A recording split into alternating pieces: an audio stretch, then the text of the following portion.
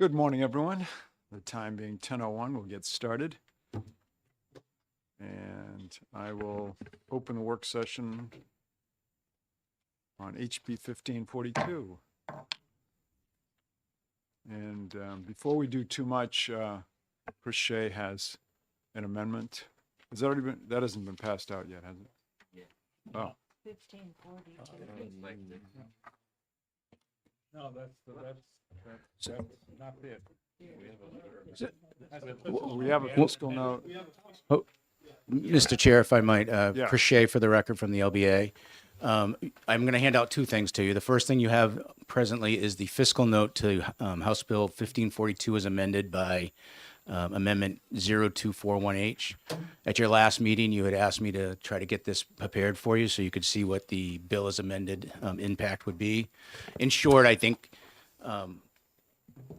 since you have an amendment already from Representative Ulrey and Nodder from last week, this is going to change again if that amendment or some version of that amendment were to be adopted. But the bill as amended currently moves about $6.4 million each year out of the renewable energy programs and sends it back to the ratepayers.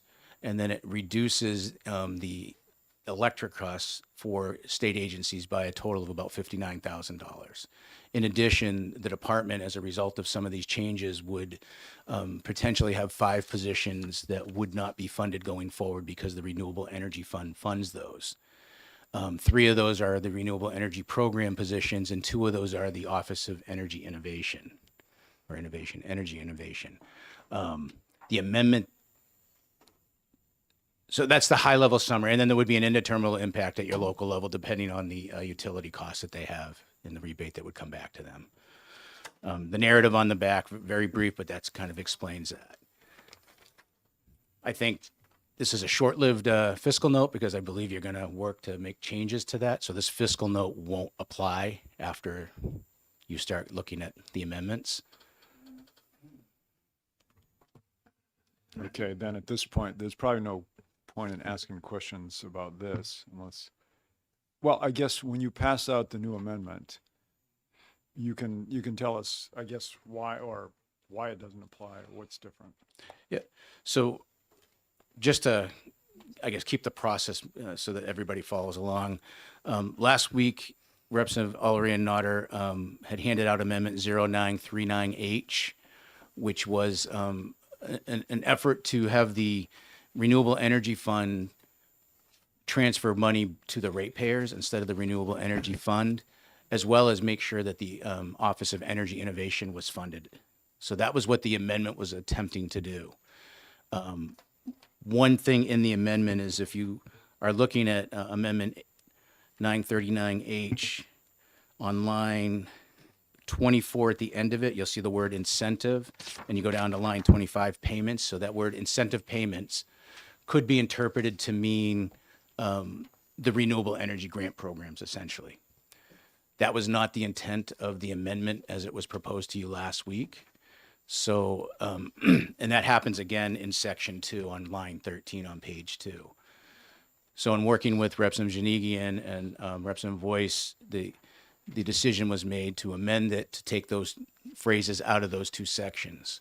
In addition, if you remember last week, I had commented that last budget, there was an effort to sweep $4 million, at least $4 million a year from a renewable energy fund to the general fund for the 26-27 biennium, and then beginning in 28, go back to what the current law was at that point. That was done in House Bill 2. A second policy bill was passed that did something different and got signed into law after House Bill 2, so it overwrote that. And that's essentially what if you take away the bolded language and the struck out language, that's what you see in the amendment before you, 939H. So the other piece was to correct or to fix that issue and to have the money go to the general fund for the 26-27 biennium, and then in 28-29 go back to the ratepayers. On the first page, where it says 25 on line 25 shall be rebated to all retail electric ratepayers, et cetera, we changed it to the general fund. I say all that because when I hand the amendment to you, you won't see those phrases. You won't see incentive payments, and you'll see to the general fund, and I'll walk you through it again. Okay, yeah, I think it just, let's get the new amendment, and then I'll call on you.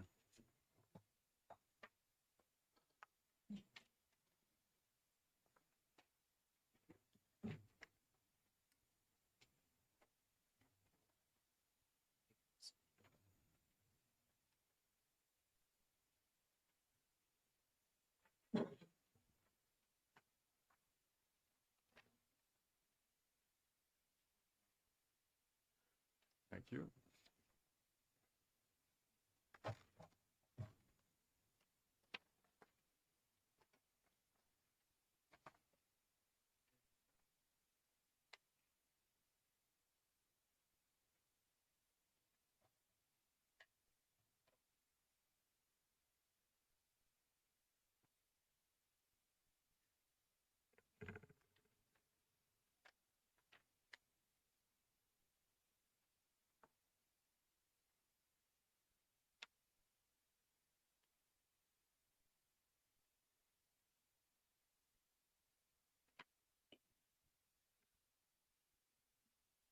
So what you have before you now is Amendment 1085H. If you go down to line 24 and you read it, it's offshore, Office of Offshore Wind Industry Development and Energy Innovation shall be transferred to the general fund. So again, the two changes that were made there was to take out incentive programs and then have it directed to the general fund instead of ratepayers in the first biennium. And the way that's done is with the effective dates, and I'll get you there in a second.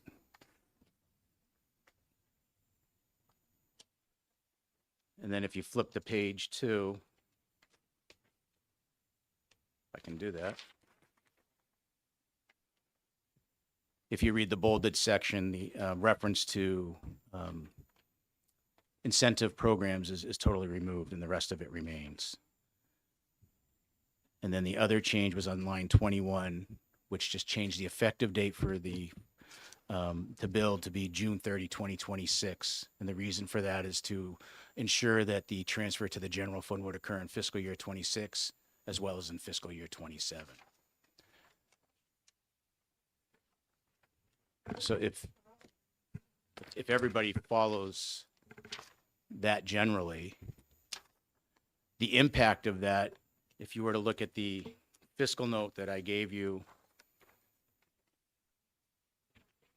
where you see it says $6.45 million, about $300,000 less will be transferred to the general fund or the ratepayers because of the Office of Energy Innovation would be funded under Amendment 1085H.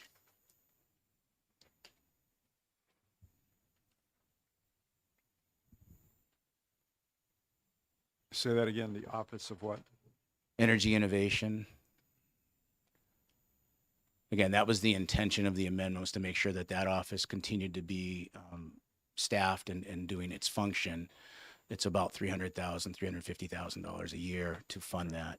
So just that would be an expense that the department would take out of the Renewable Energy Fund for administration. So the balance that would be transferred either to the general fund or ratepayers would be about $350 less than what you see in this amendment. Okay, thank you. Fiscal note. Will you take some questions? I'll certainly try, and if I can't answer it, I may seek support from Meg to help. Okay, Representative Almy. Yes, I think I'm understanding, but where in the law that will be, does the funding that has been transferred to the general fund for the Office of Offshore Wind appear so that they can continue to operate instead of the funds just going to the general fund? So when you look at the first page, line 24, or starting on line 23, that bolded section basically directs that there's those in excess of administrative costs for funding for the Office of Offshore Wind and funding for the Offshore Wind Industry Development and Energy Innovation shall be transferred to. So they say fund those and then transfer the money. So earlier in the bill, it allows for the department to fund administrative costs. Not in the bill, but in law. This was just an effort to make sure that the Makes sense. Office of Energy Innovation was also funded before any money was transferred either to the general fund or paid back to ratepayers.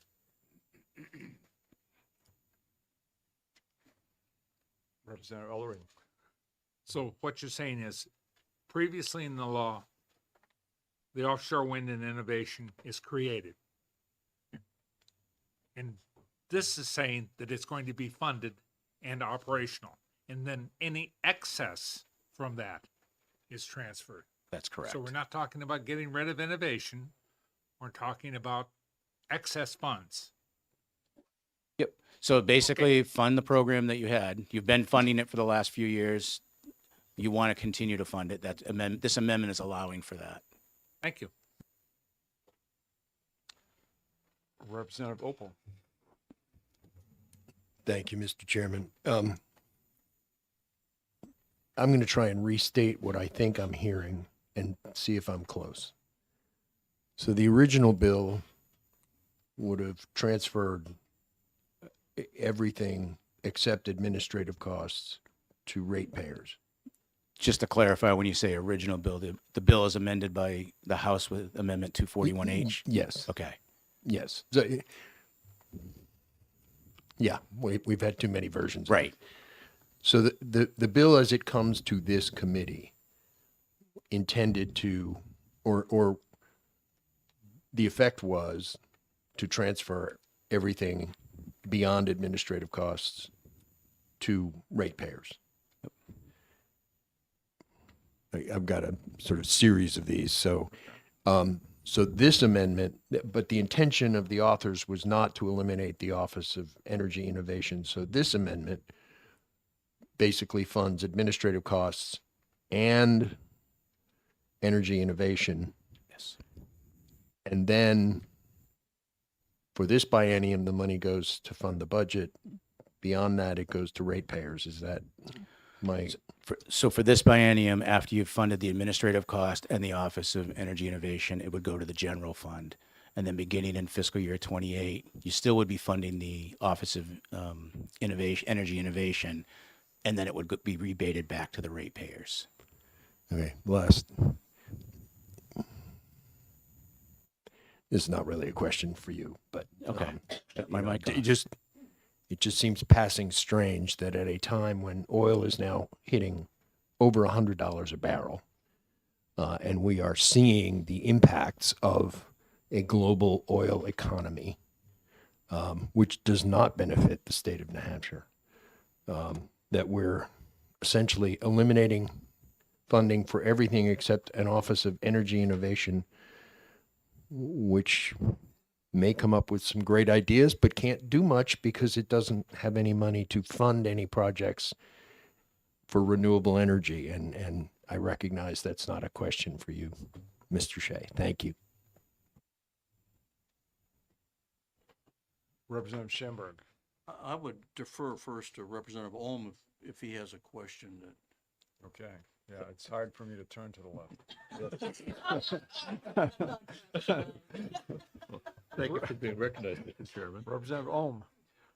Yeah, I had a question, just kind of the overall question on funding for positions.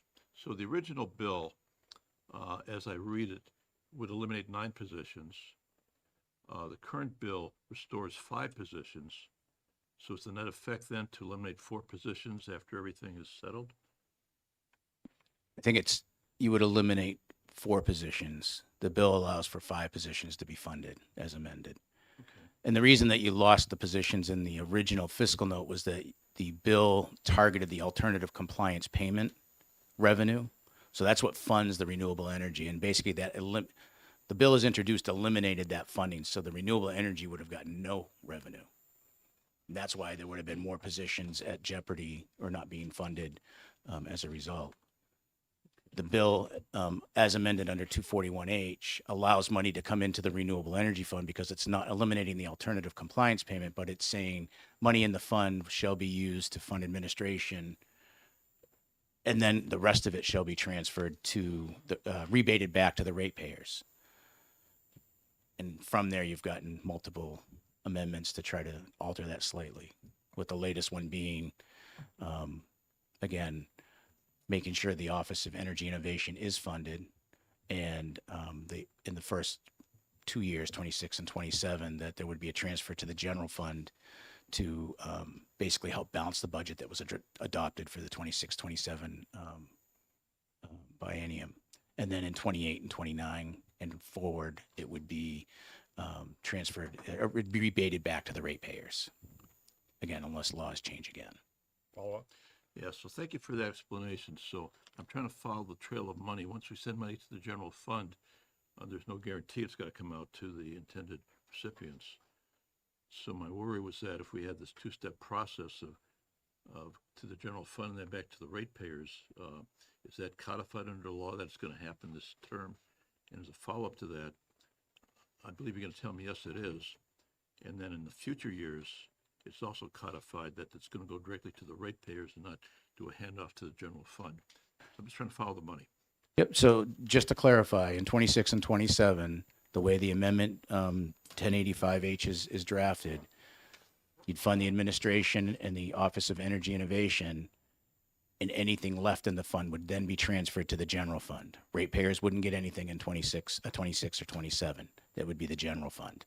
Beginning in 28, all the leftover money would be rebated back to the ratepayers.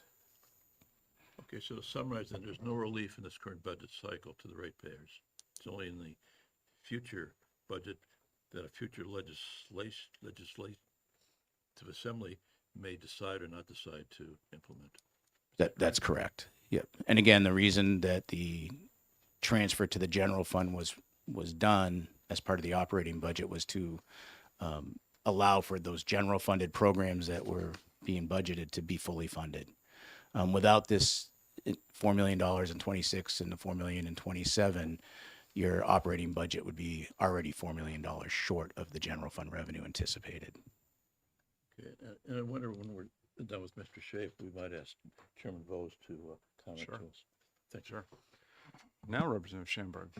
Thank you, Mr. Chairman, and thank Representative Ohm for using the word eliminate first. So I have 5 eliminates. I just need to make sure I am understanding what this amendment does, okay?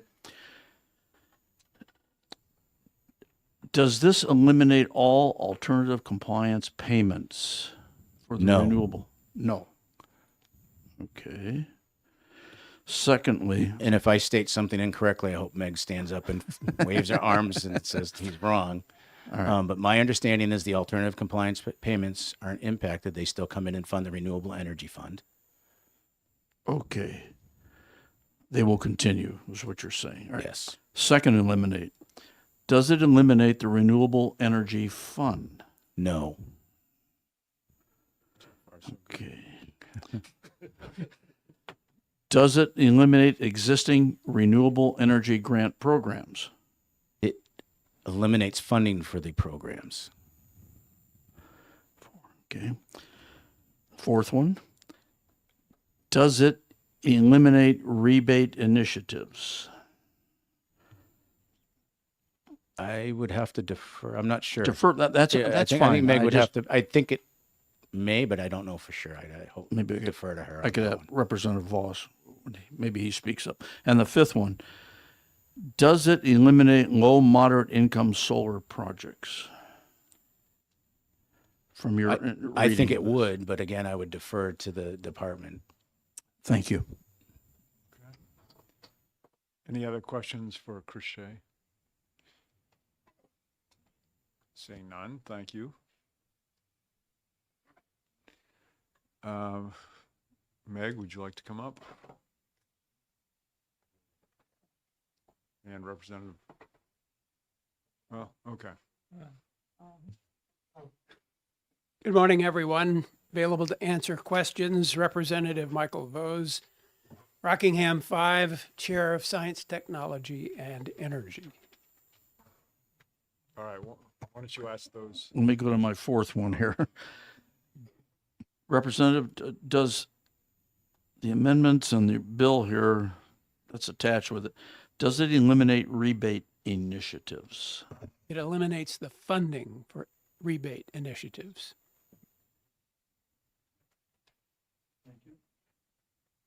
Did you have one other question? I thought you had two questions. No? Okay. Representative, Representative Opal. Thank you, Mr. Chairman. So forgive me, Representative, maybe I'm missing something. If you eliminate the funding for the initiatives, what initiatives would occur without funding? There would be none. So it would eliminate the initiatives. It wouldn't eliminate the authorization to do future, those programs in the future if funding was restored. Thank you. And so the point is the initiative is still there. If funding was restored, it would be back in business. Correct. Representative Ohm. Yeah, thank you, Chairman Vos, for coming before us. The big question is you're the policy committee on energy, and we're trying to understand some of the implications. So my question is, as you go through these amendments, is there anything that conflicts with the policy of your committee? Is there anything that actually fits with the policy of our committee? Is No, that your I'm question? saying that backwards. We're looking at some changes to state law that affects the rebates. And I'm not sure whether or not these proposed changes and these amendments are in conflict with the policy committee who decides energy policy. We're the Ways and Means Committee. We're looking at the money coming and going. But I'm wondering if anything we're doing here changes the policy that your committee wants to do, such as the Office of Energy Innovations. Is that something that your committee supports or does not support? Well, Yes, we definitely support the energy of Office of Energy Innovation. They're doing excellent work and will continue to do excellent work going forward. With regard to your question about whether this conflicts with existing policy, it kind of goes to Representative Oppel's question as well. By depriving some of these policies of funding, you do essentially pause them or cause them to cease. But that's not a real conflict with existing or potential existing policy. On the floor of the House this week, we will be debating House Bill 1721, which phases out the renewable portfolio standard. This is a policy that's been in place for almost 20 years, and it now conflicts with RSA 378:37 state energy policy, which states clearly and was adopted by the House, the Senate, and signed by the governor, and states clearly that subsidies should be time limited. And so the phase out of the renewable energy policy comports with that stated public policy. We have subsidized renewable energy for 20 years, and in the judgment of many of us, that's long enough. So it's time to consider phasing it out, and in doing so in a way that is gradual and accommodates people who are already in the program and who have based their business model on that program. So this is another step forward in phasing out these policies. So it does not conflict, I don't think, with the current policy direction of the legislature. okay, thank you. Representative Elmy. Yes, I'm getting pretty confused here. You are leaving existing projects that were funded for a specific purpose to finish their work. Is that a question? Yes. there will be projects in the pipeline that probably will receive less funding than originally anticipated. So projects in the pipeline, you mean things that we've committed to already? Yes, committed to in the past. They may be fully funded at this point, and typically laws only apply to what happens in the future. So if this doesn't take place and if these rebates don't start happening until 2028, then most of those projects will be completed before that time. Any other questions for Representative Bose? Representative Opal? Just as a follow-up, Representative, are you aware of the subsidies we offer the oil and gas industry, the state subsidies? No, I'm not aware of any subsidies that we offer to oil and gas. So the Producers, fuel no. assistance program, you're not familiar with? The what program? The fuel assistance program, the gas assistance program, the safe tank program. Yes, I'm aware of those programs. They don't reward the fuel companies. They take care of individual customers of those programs. And I'm glad they do take care of those individual customers, but I fail to see how you could not see that they benefit oil and gas companies.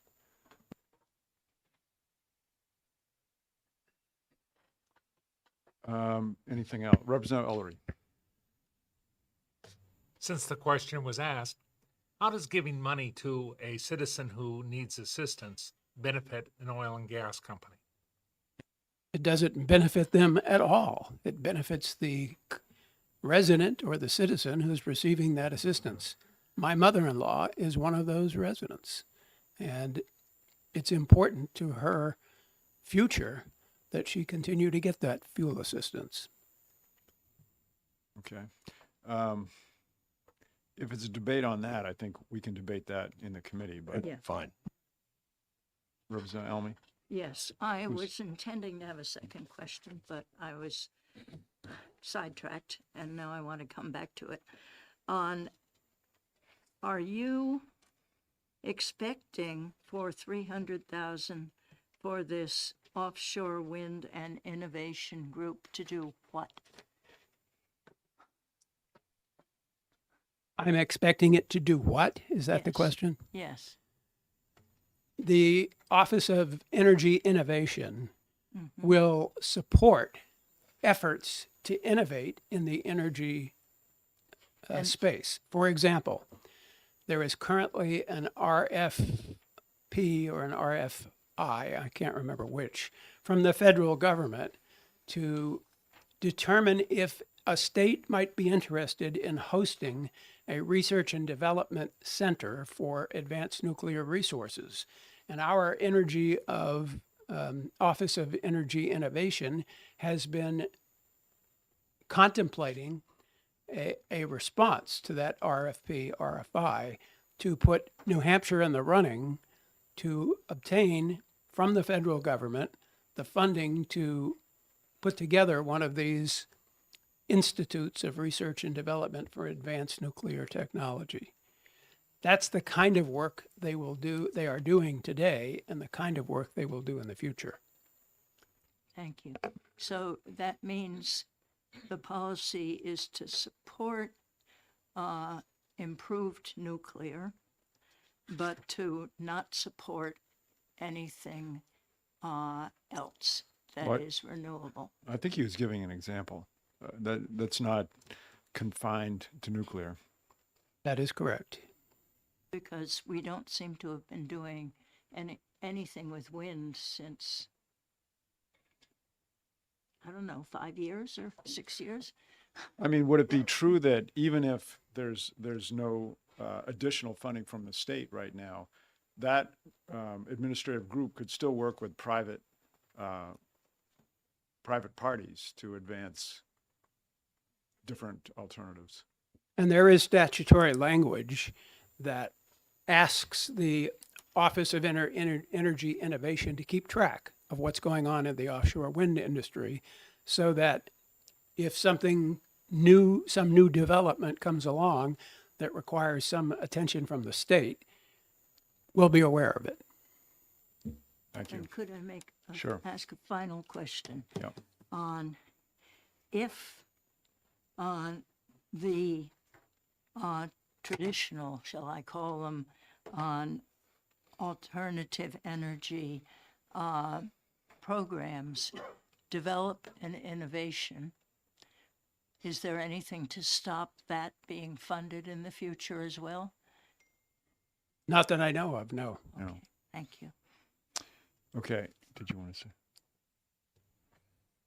No, Representative Mr. Chair, other than You're- the fact that wind power in Texas comes to mind when you talk about wind power. Okay. That was a, Are there any other questions for Representative Vos? Okay, thank you very much. Thank you for allowing me to help answer questions. Thank you for coming. And Meg, would you like to come up and see if, does anyone have questions for DOE? We do, so come on up.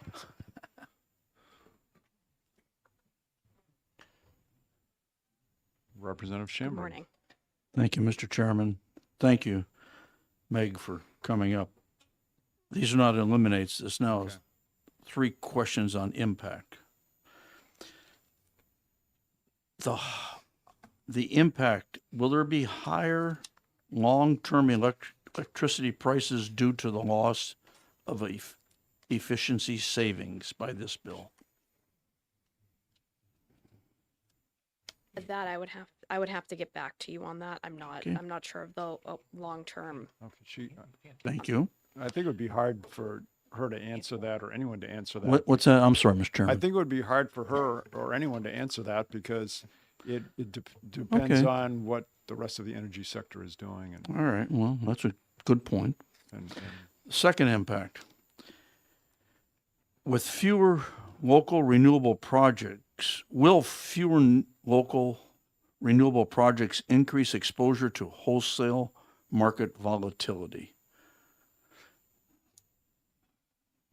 I thank you Right. for the question. You'll get Again, back I would to have me, to get I'm back to you sure. on that Okay. as well. And my third impact. Mm-hmm. Ratepayers, will they pay more later than they save now with the elimination of these?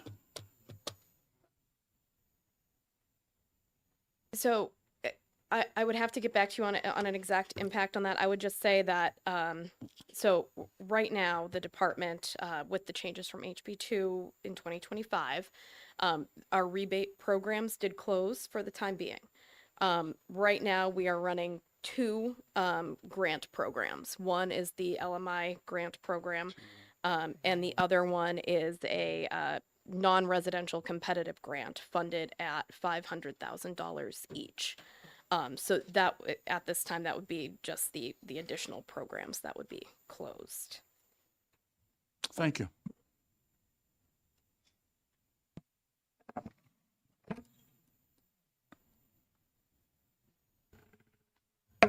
yes, Representative Spar. Thank you, Chair, Mr. Chairman.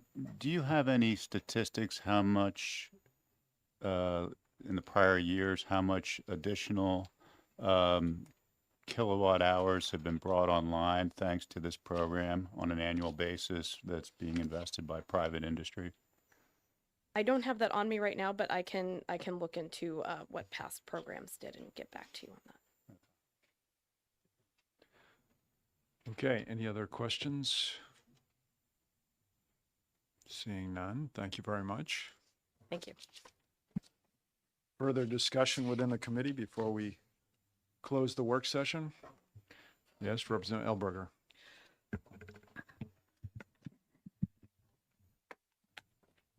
I've said before that the budget is the biggest policy statement that any organization can make, whether it's our homes, the things that we pay for, the things that matter most to us, and the things that we don't matter less. So every time we decide how to use our money, we are making a policy statement. The idea that we have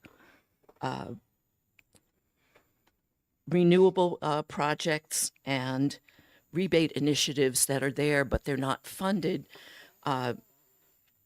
is, for lack of a better term, a pretty good bait and switch as I see it. New Hampshire has no renewable energy sources in the state itself. We have no oil, no natural gas. The things that we do have are sun and wind and geothermal. And instead of protecting our citizens for the future, which has a huge financial impact, I don't know if any of you have bought gas lately. I've spent 75 cents a gallon more recently than I did a few weeks ago. We are dependent on outside sources for fuel instead of protecting our ability to take care of it ourselves. I will not support this bill amended in any way that we want that says we'll give back to ratepayers, potentially, depending on which figures we've used. The most optimistic that I heard was a little over $6 a month, which is a grand total of $72 a year. Instead of keeping that to source energy that we can provide ourselves right here in the state. Representative Opel. Thank you, Mr. Chairman. I have a couple of points. First, I'm surprised to hear from anybody in this committee that we think that it would be an answer to Representative Schamberg's first question about the impact. Given the number of times that members of this committee have talked about the benefits of market competition in terms of price stability. Certainly, more sources of energy is going to create more competition, which, according to the laws of economics, would have a beneficial effect on the price. Secondly, while I support helping people with their heating bills and making sure their oil tanks are safe, to say that that has no benefit on the oil and gas industry is simply to say that we are providing a subsidy so that people will maintain oil and gas as a heating source or as a power source, as opposed to considering other forms of renewable energy, which, as Representative Elberger points out, are readily available in New Hampshire, unlike oil and gas. And lastly, and I have some firsthand familiarity with this, when I was the chief of staff to the Secretary of the Navy in the Obama administration, based on his experience as the U.S. ambassador to Saudi in the Clinton administration, he got a firsthand look at the impact of oil and the global oil market.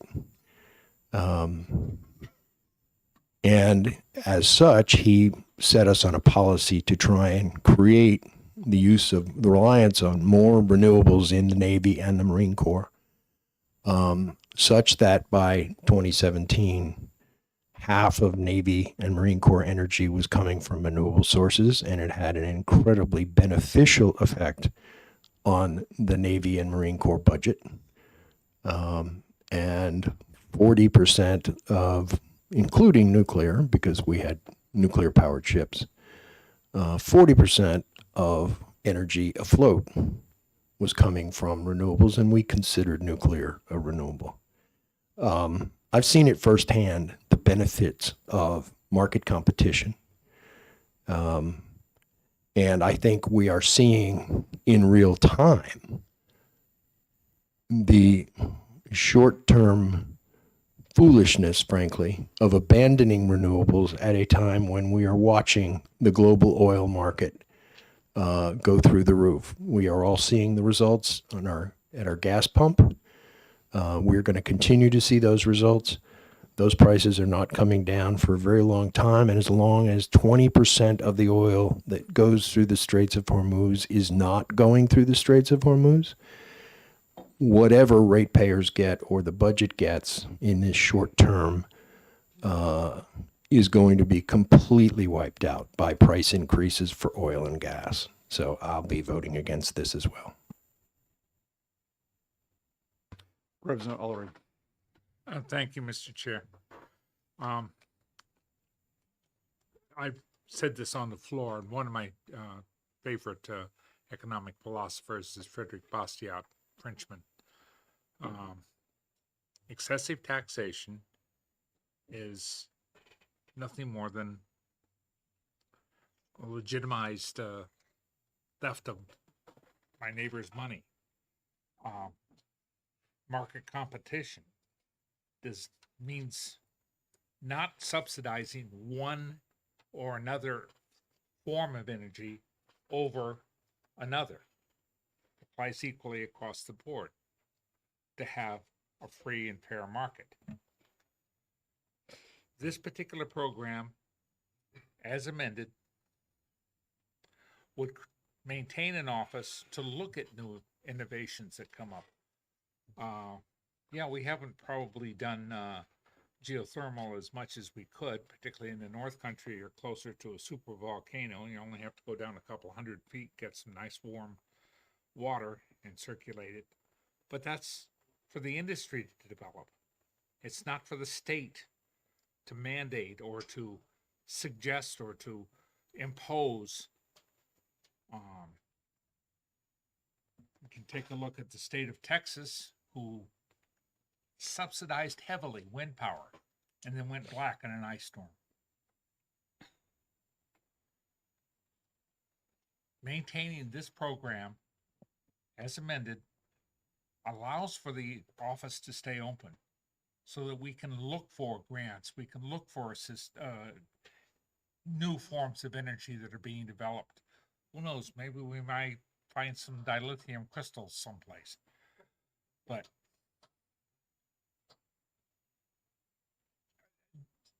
saying that renewable is the only way or needs to have, if it needs to have tax support, then it's not necessarily an efficient form of ratepayer or forcing the ratepayer to subsidize. That kind of sounds like what a couple of Germans came up with in the library in London.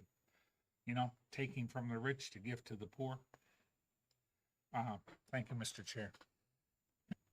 Well, I think you made a good point about how the office still being there is critical. So the infrastructure is still there. And when you don't favor one over another, the private sector is looking at how can I solve a problem? And there could be other forms. There could be maybe someone comes up with an extremely efficient solar program. There's going to be private investors, and maybe at some point the state jumps in too. But I think it's critical to keep, as this amendment proposes, keep the office available. And to oil, yes, we all know that oil's up right now. But I think we have to look at the long-term view as well, because 4 or 5 months from now, we could be saying, wow, that was so good. That happened. Now oil's even lower than ever. We never have to worry about the Strait of Hormuz closing again. So I think we have to look at everything. We can't just look at one moment in time. We have to look at way out in the future. And so, no one can guarantee when that's going to happen, but steps are being taken to make that happen. And I see a lot of people that want to speak. Let's keep it short. I want to get, because if we're dug in on positions, there's no point in hearing it over and over again. Representative Spar. Thank you, Mr. Chair. And I think what both you and Representative Ulrich stated has merit. I don't think this should be, it has been limited to, and it shouldn't be limited to just quote unquote renewable energy. It should be alternative energy. And because we do subsidize, all types of fuel sources. And I think what concerns me is when you do reduce the supply of available energy, prices do increase. And, Representative Obel mentioned what's happening with the Iran war as an example. I would also say witness the states that have embraced and onboarded huge energy consuming, electric consuming data centers and what that's done to rates. My question, I guess, is how is incentivizing private investment in electric generation to increase supply a bad thing. To me, it makes sense. It's as you said, innovation. It's diversifying the sources of electricity generation that we have. It's building resiliency in our energy generation. So I think this program should continue to be funded. It doesn't have to necessarily be funded towards wind or solar. But as you said, if wind or solar becomes a much more efficient or effective way of delivering energy and diversifying, because we, as Representative Elberger said, we don't have natural gas or oil or coal in our state, I think this makes sense to continue to invest in this fund and develop those other alternative sources, whatever they may be, that is effective and efficient for the state and makes us stronger. Thank you. Representative Helmy? Helmy, Helmy. thank you. I would just like to say to my colleague to my left that I've never been on the we left. are not a independent state. We are part of the United States. At this point, the top part of the United States is denying renewable energy almost as fast as we are. But so we are, what we are doing is cutting off a part of the necessary work to keep us warm, to keep our businesses working, and requiring that we go with what is right now the least efficient part of the energy system. And a state has to look at what its total political policy resources are, and we are not doing that. Thank you.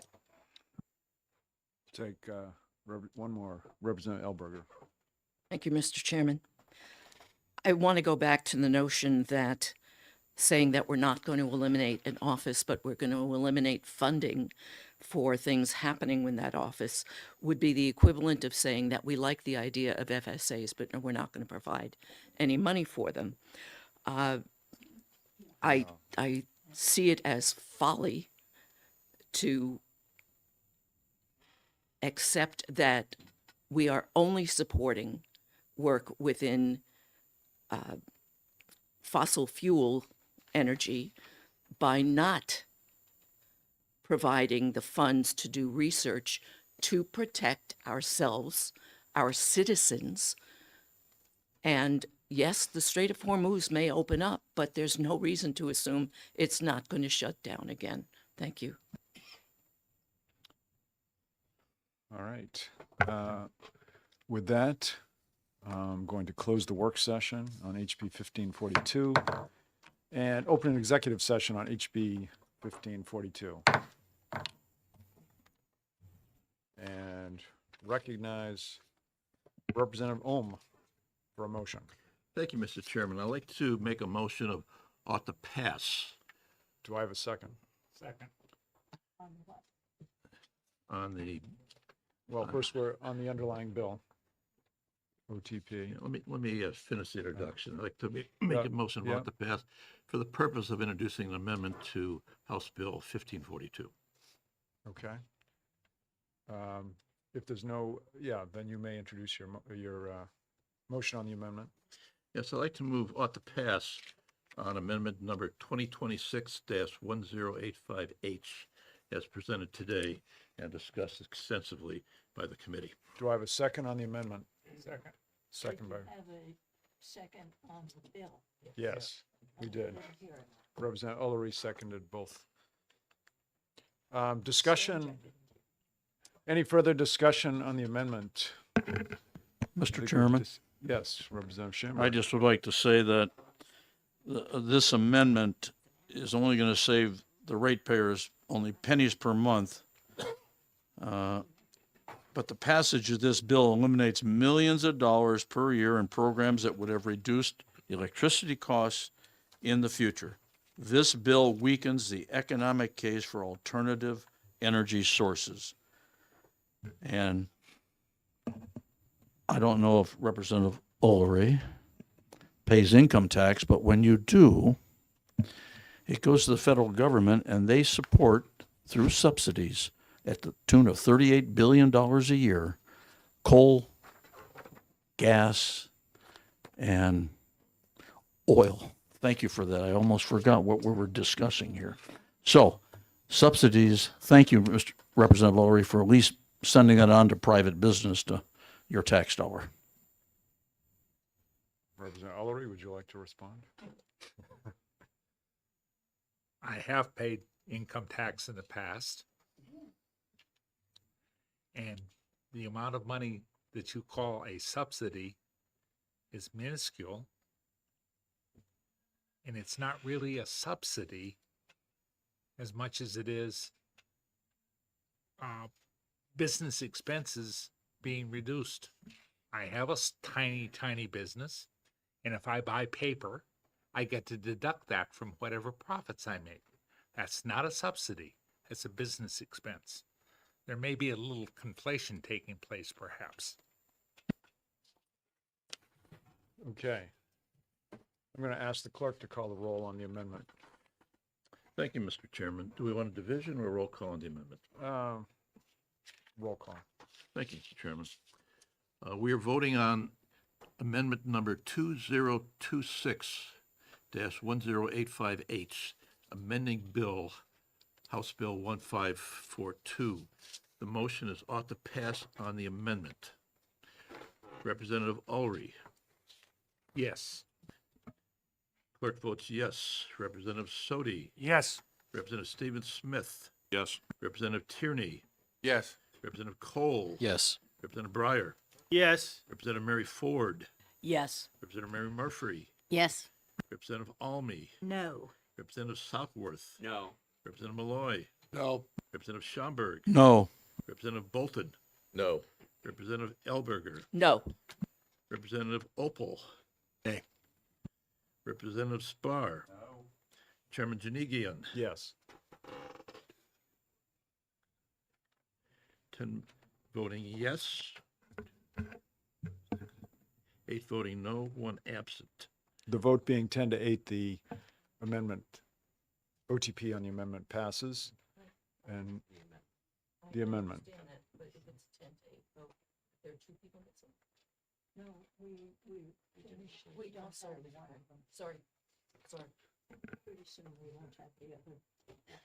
Okay, so now on to OTPA. Any further discussion on OTPA? Seeing none, I'll ask the clerk to call the roll. Thank you, Mr. Chairman. We are voting on House Bill number 1542, a bill allowing alternative energy compliance payments to the Renewable Energy Fund to be refunded to ratepayers on a per kilowatt hour basis. The motion is ought to pass as amended by amendment number 2026-1085H. The vote is ought to pass as amended. Chairman, question. Vice Chair Ullery. Yes. Clerk votes yes. Representative Sodi. Yes. Representative Stephen Smith. Yes. Representative Tierney. Yes. Representative Cole. Yes. Representative Breyer. Yes. Representative Mary Ford. Yes. Representative Mary Murphy. Yes. Representative Almy. No. Representative Southworth. No.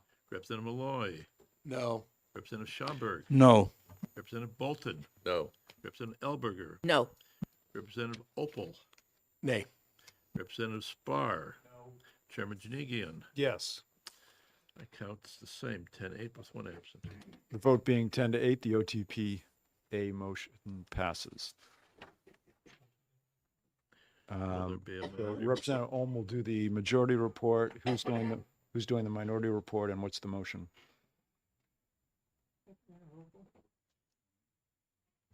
ITO. Okay.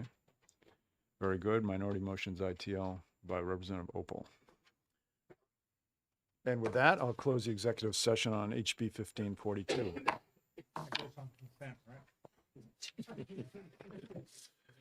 No chance.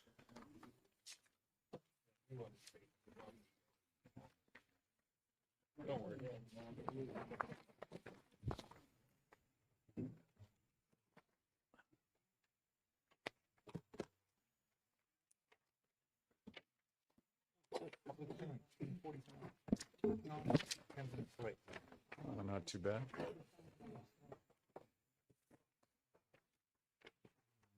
Change that.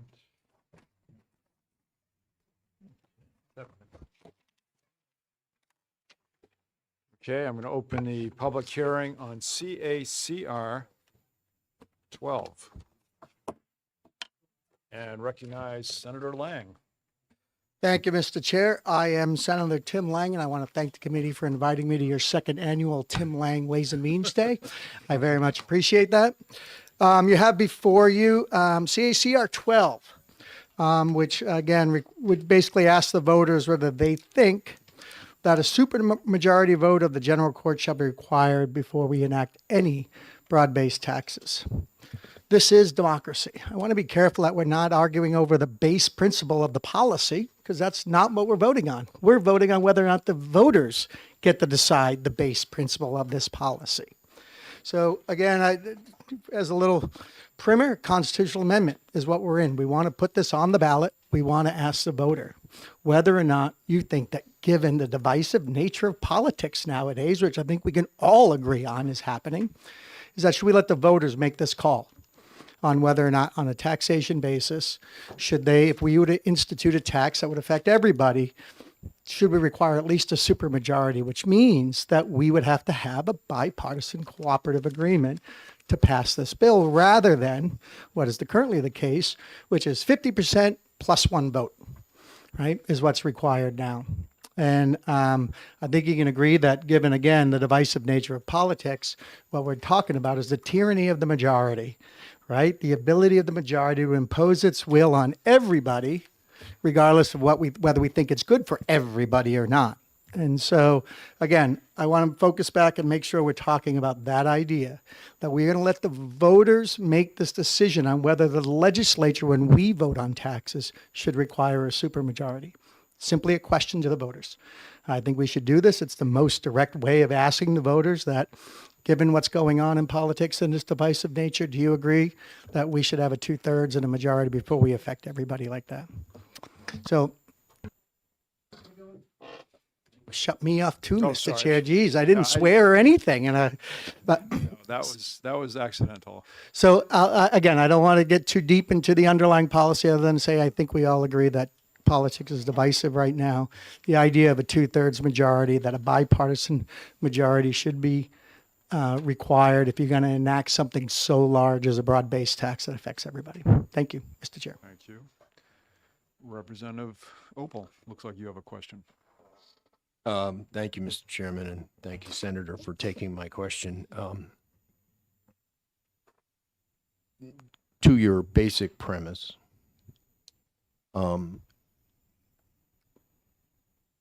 would you agree with me that if someone introduced a constitutional amendment to overturn the Constitution and made the argument, well, let's let the voters decide, that would be an inappropriate pursuit? So I'm not sure what your question is asking. I'm not repealing the Constitution, which would be overturning the Constitution. I'm looking to add something to the Constitution, which isn't overturning. It's a new issue, a new conversation with the voters, and I'm asking the voters whether they want it. Follow up.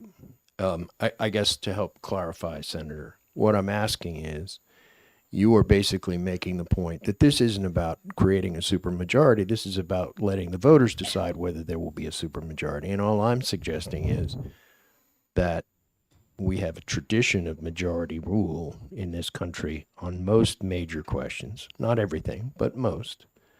And simply saying, well, we're going to let the voters decide may not always be the best argument when the underlying idea that they're going to decide is inappropriate.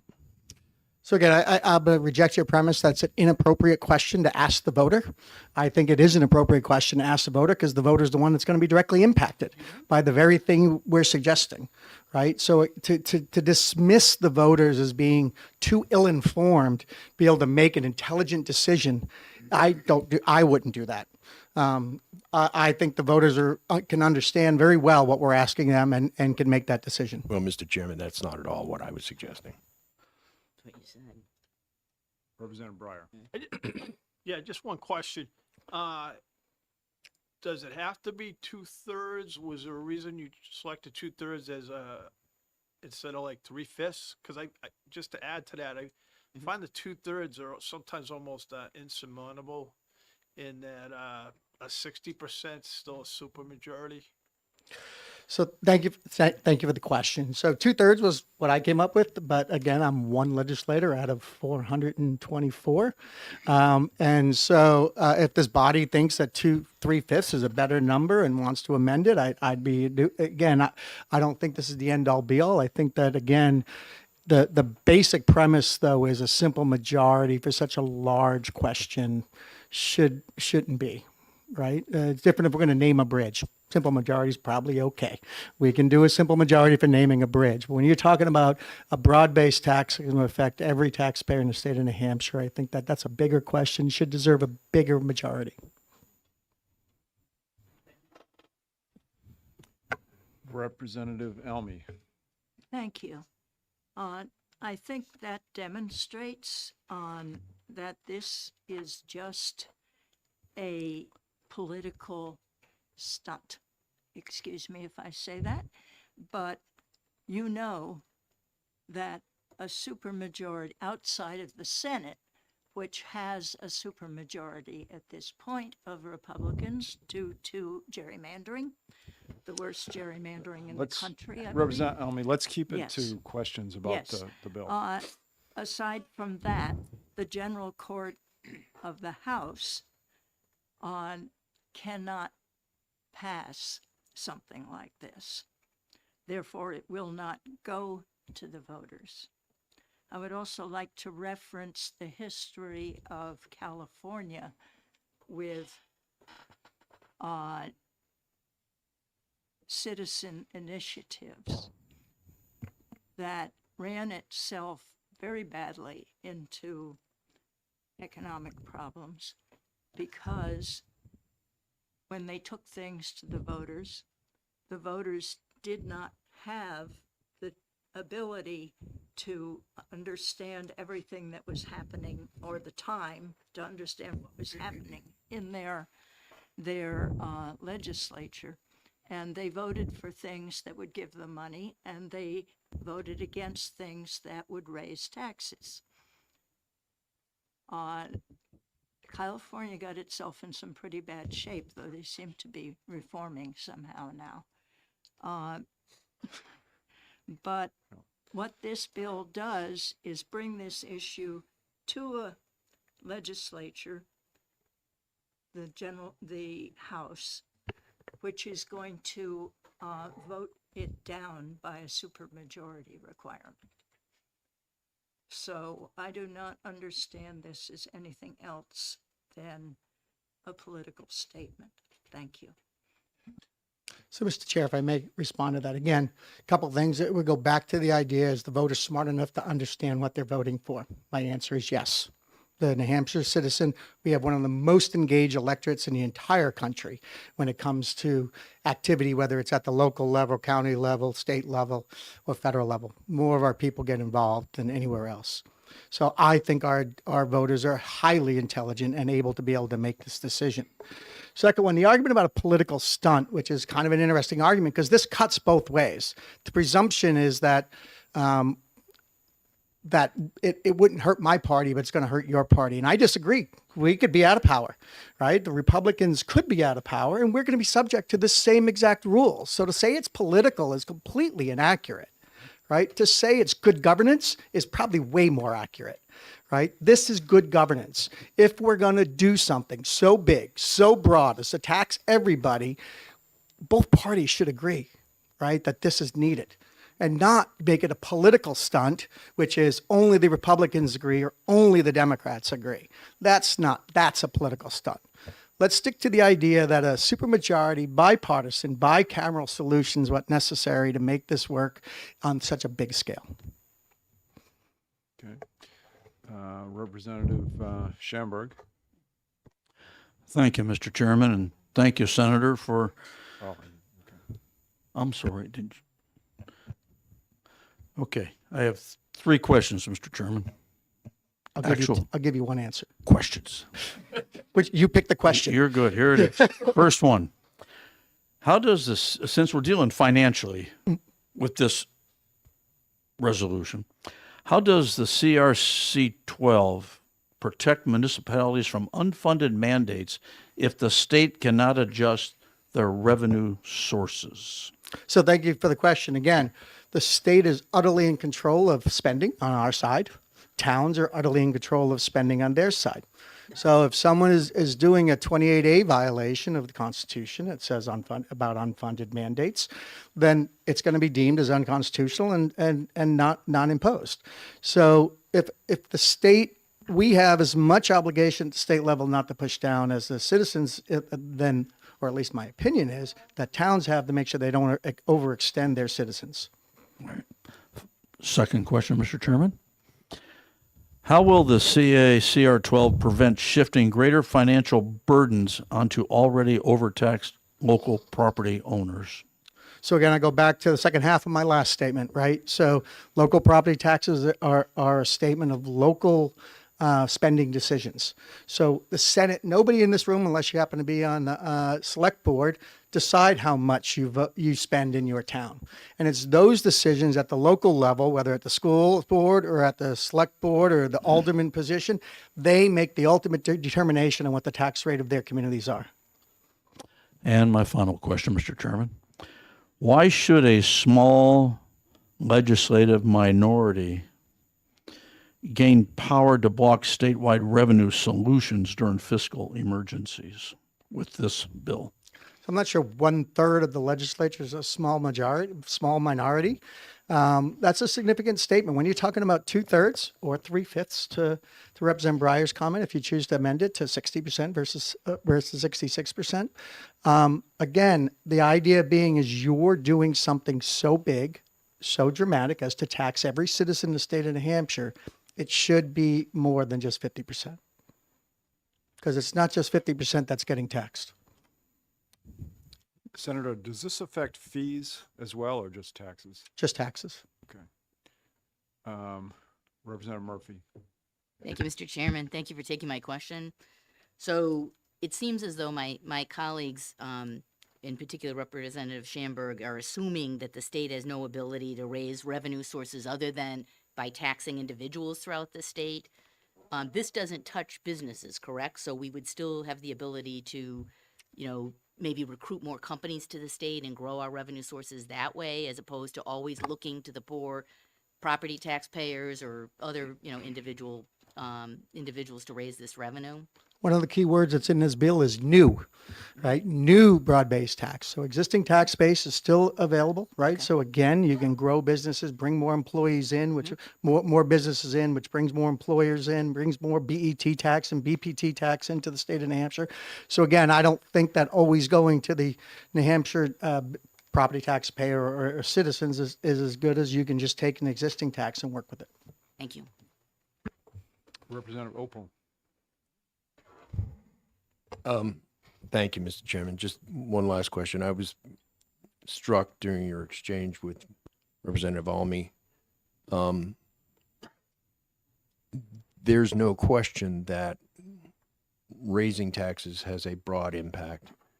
But I believe cutting taxes has a broad impact as well. And would you, if this is truly a bipartisan effort, would you support making it not just a supermajority for raising, but also a supermajority for cutting taxes? So I guess that's a great question. I hadn't thought of it about the idea of cutting taxes. But again, if you go to Representative Almy's premise, and we're going to lower taxes and give people back more money, they're going to vote immediately for it. They're going to agree, right? It's whether you ask them if they want to take more money or not, that they are going to have a different argument.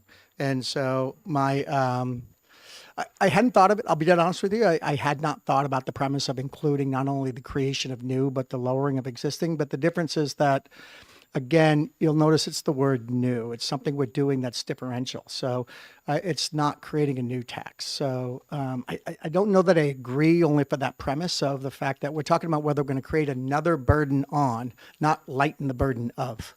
And so therefore, I'd probably disagree with the premise that we need a 2/3 to lighten the burden of, whereas I think we do need 2/3 to increase the burden on. Well, if I may, let me give you one specific example. And I think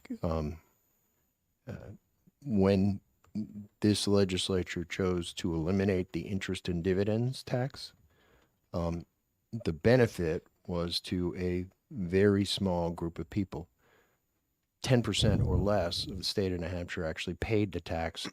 Most of the tax was paid by the top 1%.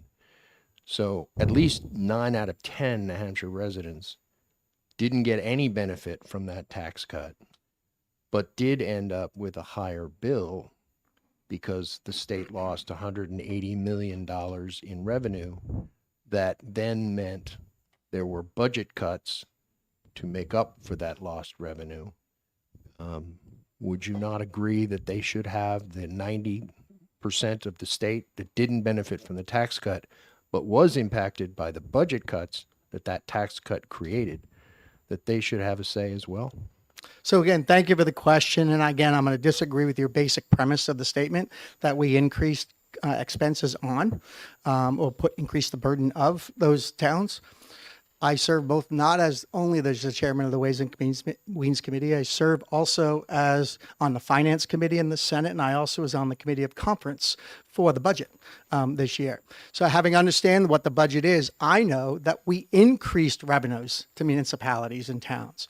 The percentage on a per student cost, per pupil revenue, we increased that per pupil revenue for every student in a school.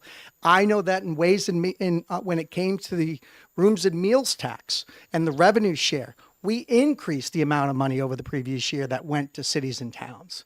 So to say highway grants, we increased the grants available to cities and towns. So again, when I look at those things and you say we downshifted and we pushed back, I'm going to say that's absolutely incorrect. We raised revenues for cities and towns. We gave them the opportunity, and I recognize there are fixed costs and cost of inflation and the cost of interest. I understand all of those things. But at the bottom line, when you're saying we shifted by giving them less money because we did away with the tax, that's absolutely inaccurate. Representative Elberger. Thank you, Mr. Chairman. I'd like to talk about one very specific situation, and that is the retirement funds that the state had committed to providing to municipalities. The city of Nashua, of which I'm a representative, has paid on average $17 million a year to cover the shortfall from the state's reneging of its commitment. We needed to raise taxes for that. How is that considered in any way a responsibility of the municipality and forcing, in essence, an increase in taxes? So again, thank you for the question. I love this question. And the reason is tell me, was the state involved at all in telling you how many teachers you could have, how many police officers you can have, how many firemen you can have? That was a complete and utter decision of the local municipality. Not one state official sits on your hiring board and says, oh no, we need this position and we're going to hire this position. It's a complete and utter local control issue. You decide the spending. As part of that spending is anybody who's ever owned a business, when you hire an employee, you have expenses. And you know what those expenses are. For the state, you're saying that the state has an obligation at retirement. I say we don't. I say it's utterly on the local school board and school decision. You're deciding. I know there was back in 1970 something when they formed the retirement system, a promise was made and that promise was broken. I agree. I also agree it was appropriate that we broke it.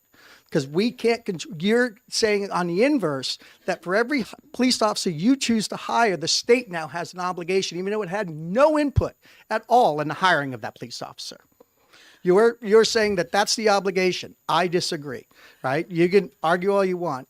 If you're a normal business or you're a normal, when you hire an employee, you incur all the costs of that employee. You don't offload it to somebody else and say, we're going to hire. We're not going to give you a say in the process of hiring or how many employees we have, but you're going to have to overcome that. So for me, I think it was an appropriate case where the state broke that promise from 1970 something, I think it was, when Group 2 and Group 1 were formed.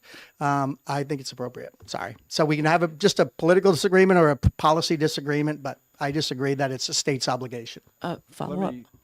Let me I remind, just- hold on. Let me remind members that what we're trying to do is understand the bill. Not to have an argument, a policy argument. We can do that during a work session. So I would ask that any further questions just get clarified about the bill. Mine's different. Mine's about the bill. All right, let's see if Representative Southwood. Mine's very, I wanted to compliment you. I really enjoy you saying that the voters are smart and that they really can make all these decisions and so on. And maybe you aren't aware, but on my side, that is not what we're hearing at all. We're hearing the voters cannot make decisions, they cannot do budgets. So those bills will come to you, but I really like what you said about all of that. At all levels, the county people are responsible, the city and town people are responsible. I may go look at it on tape and write it down, because that is not what we are hearing. So that's a would you believe? Yeah. Yeah. would you So, believe that? so Yes. again, Hearing. I do believe, right? But again, responsibility and accountability are two sides, right? So you can't sit there and say, my property taxes are going up and it's the state's fault when the state's giving you more revenue. You can't make those. Those are two disingenuous arguments. So one is true. We've given this towns more money. The other one is then just an abrogation of your responsibility, blaming somebody else because your property taxes went up. So I think that is probably the conversation you're getting is people are, when property taxes go up and it's due to local spending and local, that they go, oh, it's the state's fault. But at the same point, they're not taking responsibility for the spending they're actually doing. All right. Yes, Representative Malloy. Thank you, Mr. Chair, and thank you, Senator Lang, for appearing today. Earlier in your comments, you mentioned that the politics of this cuts both ways. I believe am I correct in that? Sure, unless you think we're going to be in charge forever, in which No, case, thank you very much. So we accept that. The sponsors of this bill, was it a bipartisan sponsored bill? I don't believe so. It was opened up for bipartisanship, and some people chose not to sign on to it. Thank you. Representative Almy. Thank you.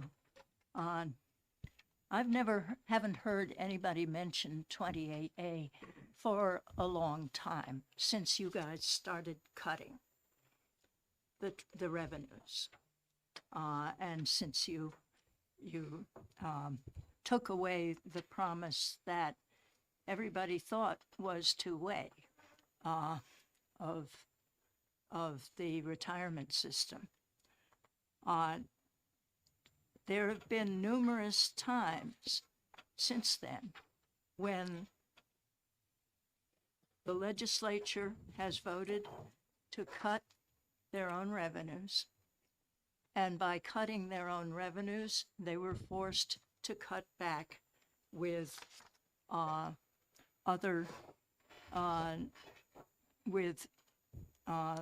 subsidies that had been going to the municipalities. Now, you can talk about we gave them more money. Every single time someone says that, they are not paying attention to inflation. Inflated money is not helpful to these arguments. And just as an example, when the Education Trust Fund was set up, it was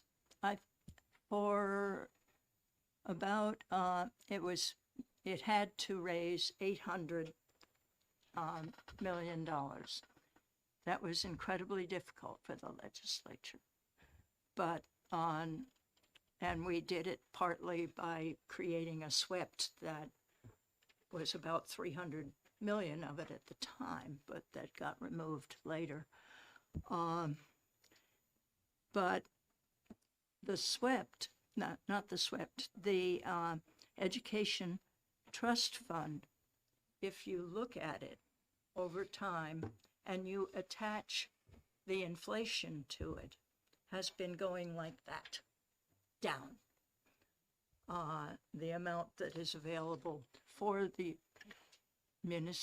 for the school districts. So, Representative And Almy, what's the question for Senator The Lang? question is, are we in violation of 28A? No. Again, so when you talk about SWEPT, you're right, $363 million, sometimes $364 million, depends on the year. And Chris can explain to you why, but it's always $1 million teeter in a given year. But in the case of SWEPT, it goes to education. The Education Trust Fund being down, again, I'd agree. You have to remember the premise of the discussion, and the premise is that in 2012 we had 212,000 students attending public education in the state of New Hampshire. We're now going to drop under 150, I think, in this next time through. So to think that we're going to still put money in that fund when we've reduced our number of students by over 25%, whatever number that is, by a significant margin. Is kind of ridiculous, right? The idea that we're just going to continue to put money in there even though we don't have as many students as we had.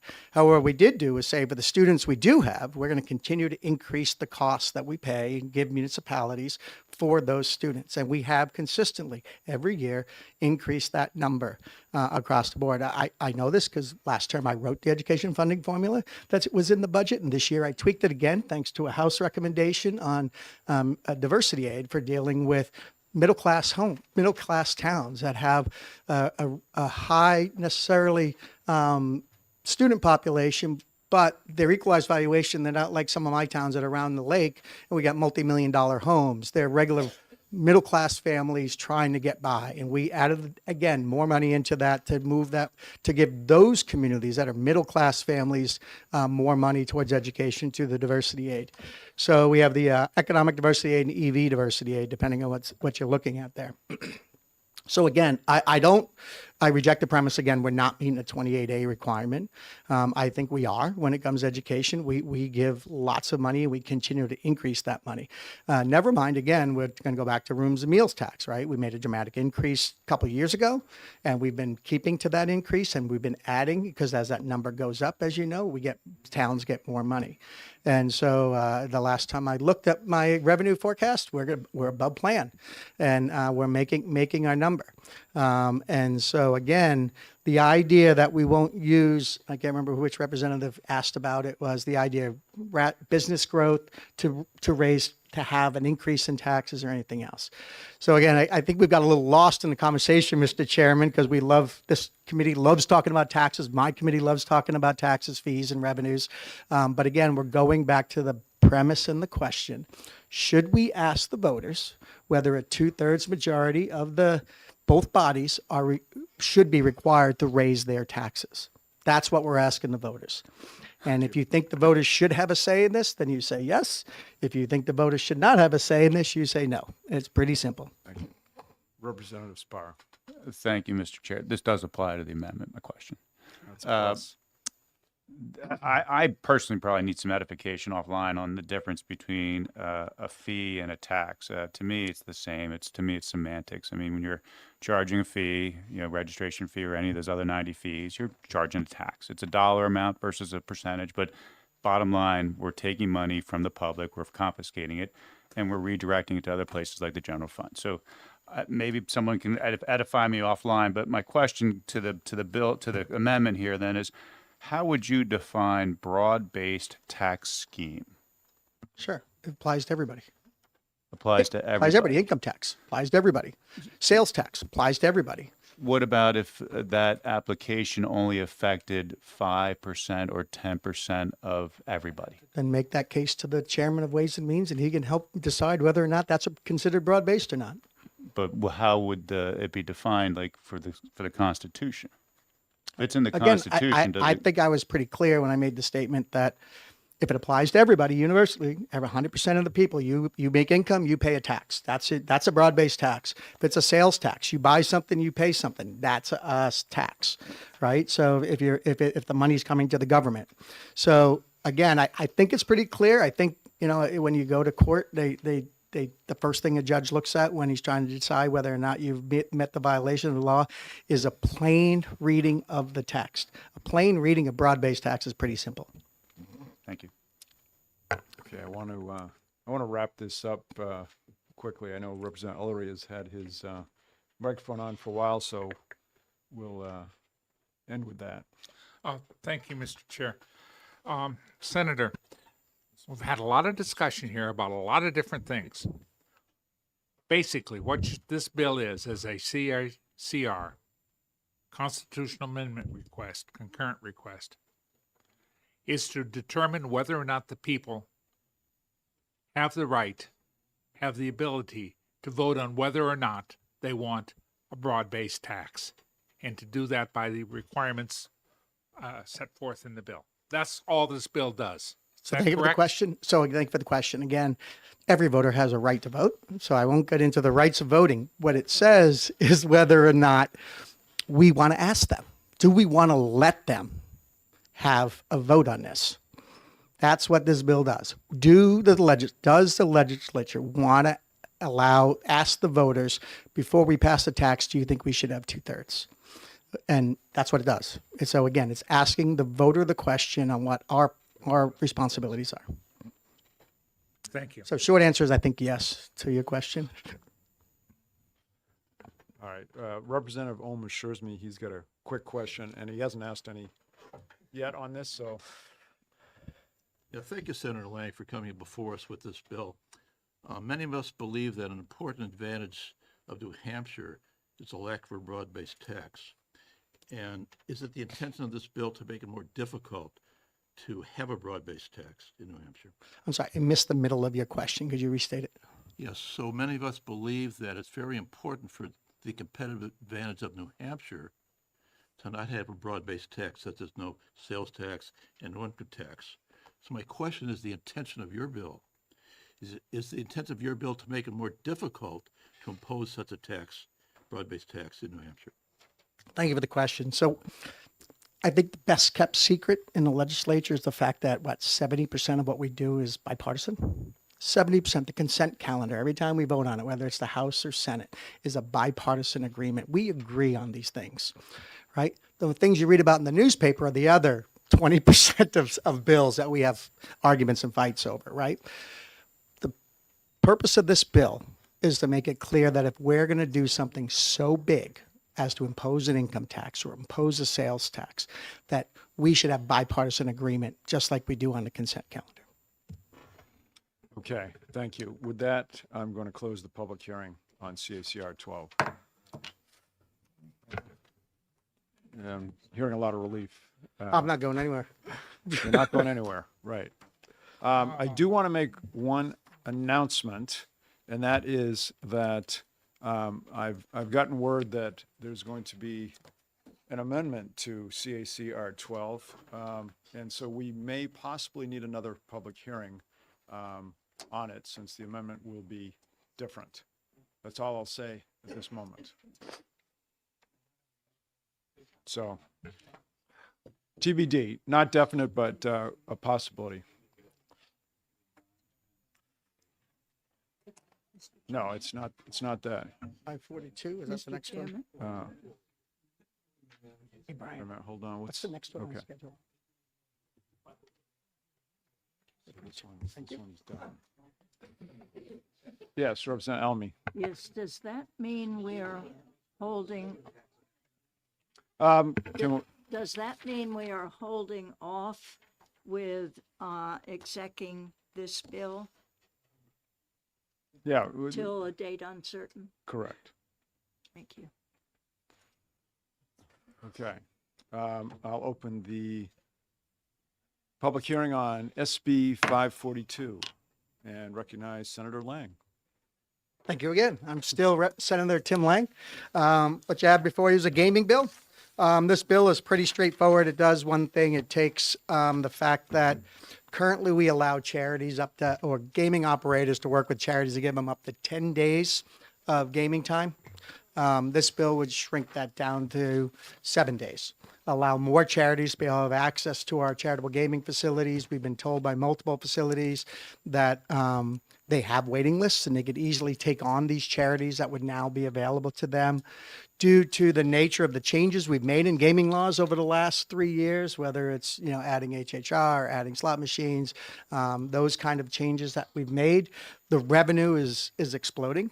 Relative to gaming. So while some in the initial year, especially legacy charities, might see a slight decline in their revenue as they go from 10 days to 7 days, we feel that with the expansion as it ramps all the way up, in the end, it's going to come right back to where they were before within a year or two.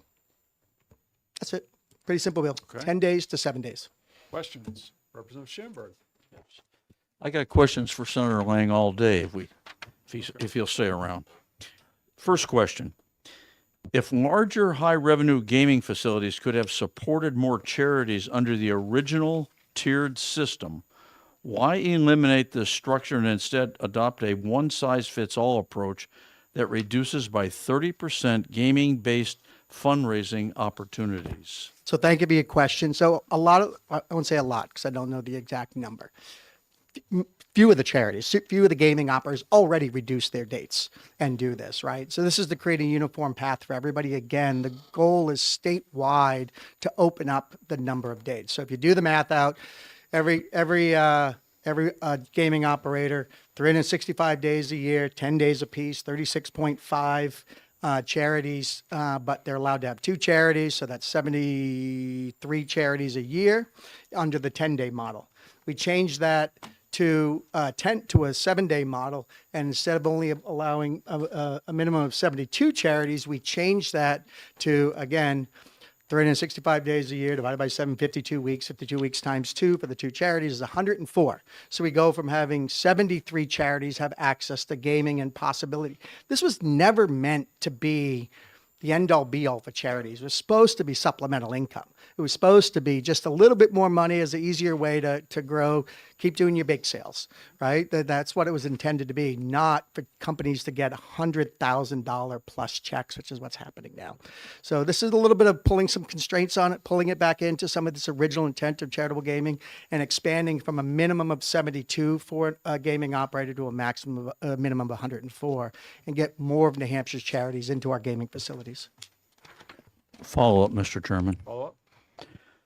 Question 2. By removing the tiered system as amended in Senate Bill 542, this bill presented, in my opinion, shrinks the total number of statewide charity participation opportunities, removes any obligation by gaming operators to support more charities proportional to their revenue. And if a gaming facility must give preference to charities within their executive council district over those in rural, and I'm from a town that has very rural, or less populated state regions, why introduce a bill that creates more inequity to access? Meaning Wilmot, Sutton would have to go to their executive counselor and say, we would like to get into this gaming facility over here, but we're going to have to go to the other executive counselor and see if they will approve our nonprofit to get involved. And as you know, executive counselors represent just their specific areas. So why create more inequity to this access? Thank you for the question again. So the executive council district was an effort to make it less geographical, I say almost make it more geographical, right? Why are we going to why would we require Gate City Casino in Nashua to take the Berlin PAL? right? So the idea was to keep it regional. Now, you're talking to a senator who I think the gaming operation in my district is the worst performing gaming operation in the state as far as gross revenues go.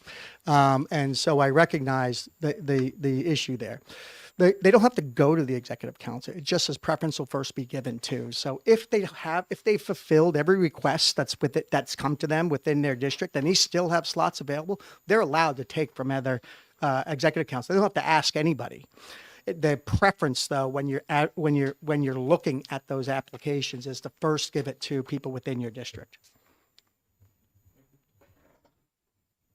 So yeah, I agree. Executive council is a little rough to work with sometimes. I'm going to go to Representative Elberger next because she had a question on the last one and I ended it. Yeah, you did. Thank you. I want to do some follow-up with regard to Representative Schamberg's question. There aren't, as far as I know, please correct me if I'm wrong, there are no casinos, say, in Coos County. Is that true? There is one in Berlin, but I'm not sure if it's open or what its status is. But there is a license that is active in Berlin. Okay. So given that casinos tend to be in more heavily populated areas because that's where you're going to get people to go to them. Fish where the fish are. And chances are that, again, as far as I know, the charities that are going to be funded are charities that approach the casinos and probably local or friends of the owners. And as you pointed out, the Coos County or Berlin PAL is probably not going to come down to the Nash and ask for money, and it probably wouldn't be on the top of the Nash's list to support because it's so far away. So given that there are areas that have a much harder time getting access to the gaming funds, how do we deal with that? Because it's certainly not equitable. So a little bit beyond the scope of this bill, but I will say that's one of the original reasons why I did the tiering in the bill was trying to create, again, more space, more opportunity for more charities. However, it became unworkable a little bit. We had conversations with various agencies, the gaming operators, various charities were concerned about the possibility of losing so much so much revenue that it would become problematic for them. So because I couldn't find consensus between lottery, gaming operators, and the charities, or the three groups that are involved in this discussion, I stuck with the easy one was to go to 7 days and on this step, look at it, and see that, again, that expands a pretty big chunk going from 73 charities to 104 charities now available at every casino, which will open up some space and we can take a look at this again. The chairman and I sit on the Gaming Commission, and the Gaming Commission has this as one of our topics to discuss. But I think we've made changes enough and we have growth enough that we can easily accommodate this first step of going to 7 days and 104 charities versus 73, and we can reevaluate. That Gaming Commission is a 10-year commission. Follow up? Given that, in effect, the state is underwriting charities by not taking the money from the gaming funds and putting them into the state tax base. Instead, we're donating it to charities. Why are we not just saying we're going to put a full tax and not put any money into gaming and just distribute it as the state sees fit to the agencies that might need it? So thank you for your question.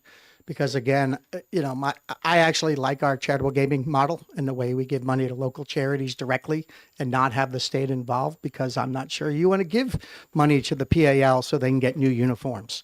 That wouldn't be a state priority if given legislative prerogative. Legislative prerogative would stick it into some favorite politician's program, and that they would not get new uniforms or new equipment or get their field resodded or whatever it is that PAL, that Police Athletic League needs. But they would not get that from the state representatives, right? So the idea being is, again, we talk about this a lot. I think that some of the best decisions are made as close to the problem as possible. This puts the question as close as possible as charity. You've heard that the Executive Council District, that was one of the reasons to keep it local, and keep it to the charities that are there and not let it expand out to the favorites, as someone said, which isn't, I don't think, true.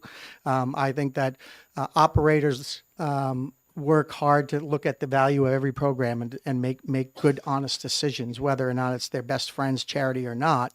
It's whether or not is the money going to be used for good function. So I disagree with that premise that the gaming operators are a cherry picking. I think they're cherry picking, but only in terms of. So I'll give you the example. This in front of this committee last year. I think it was last year, if not the year before. My iGaming bill.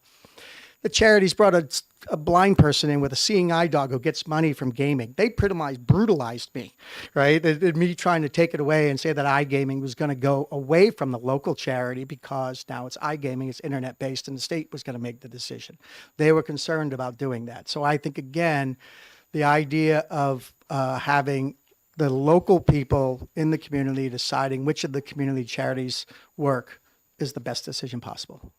One quick follow-up. One of the recipients, and I've mentioned this here, of charitable gaming funds is the New Hampshire State Police Bagpipe Band. Do you think that that's an appropriate use Have you ever of heard money? Them? They're phenomenal. I agree with you, So, and I love so bagpipe again, music. but that's a decision that the local gaming operator gets to make. And do I think, again, if we're going to talk about arts and music, which I think we will in a few more minutes, when I have another bill in front of you that I'll be introducing, do we think that's an important part of our society? According to the mail I got, yes. Arts and things like that involve music are very important. Representative Ohm. Yeah, thank you, Senator Lang, for coming before us. I have two topics I'd like to talk about with you. One is the policy topic, and the other some technical issues relative to HHR and VLT. And let me start with the policy question. I see in the bill that there are two allocations of the proceeds. One allocation to the charities, and the second on page 1, lines 14 to 16 are to the host communities. And I can see why the amount of money to the charities is being cut back, because that seems to be gotten excessive. But I'm surprised that the amount of money going to the host community is also being cut back, because I would say that, and I've got some evidence to support this, that there's a cost associated to the host communities for having a gaming establishment, long-term cost. And I would be surprised that the money we are allocating is being cut back and not expanded. Would you like to comment on the? Representative Ohm, where does it say it's Sure. cutting back? So what he's talking about is on, he named the right lines. It's 14 to 16 on page 1 of SB 542. Game operators to give money to the cities where the game operator is located. So again, thank you again. So we're treating the towns just like we are the charities, and we're treating them uniformly. The amount of money as a percentage that goes and is split is the same. We've had a few communities get these checks already from gaming operators. So again, but we're going to treat them the same. So I'll remind you that prior to me introducing a bill that gave local and municipal 7 days, we didn't have that 3 years ago. That's a brand new thing that we passed in this legislature a few years ago. And we allowed that as long as you're not displacing a charity, because in all fairness, towns have other sources of funds than charities have, and they can mandate it where charities can't mandate it, that we would never push a charity out for a town. But if there was available space within the schedule, then the town gets a piece of it, can apply to. Okay, so then it's the policy in the bill that the towns really don't deserve anything, but they get 7 days under the policy of the bill. Is that correct? Sure. Thank you for the question. You and I have gone round and round on this idea that that local communities should have a piece of that. And the last couple studies I've read, at least the most current one that I read was out of Massachusetts, dealing with both the Encore and Springfield casinos, showed no no increased impact to the local law enforcement, local social services. So, and that was a 2023 study. So just a couple of years ago when they did what the impact was of opening those big casinos within their communities, and was there an uptick in law enforcement? Was there an uptick in crime? Was there an uptick in social services? And the answer was no. Well, I will ask you, would you believe that I also have a 20-year study that show that the problems don't occur in the first couple of years, but they tend to accumulate and get worse over time? Would you believe? I do believe that. And again, I think that the study that was done in Massachusetts for those two, for Springfield and Boston, or Revere, whatever town that Encore is in, Everett, thank you very much, whatever that northern end of Boston is, both showed that they did it after multiple years of being open. And when they did the study, the Massachusetts Gaming Council, which I wouldn't exactly think is a very conservative council and would lean very left, indicated there was no increase like that. And I know Representative, you and I have had this discussion. I said, go get a police call list from a sports bar and go get one from the casino. I bet you'll find that the casinos got fewer calls than the sports bar did. Thank you. May I follow up with some technical questions? Sure. I'm concerned about the way the bill's written to go into the historic horse racing as part of the horse and dog racing chapter. So I'm looking at chapter 284, horse and dog racing, which talks about the historic horse racing allocations. And then I also look at chapter 287, video lottery terminals, which has similar language but different terms.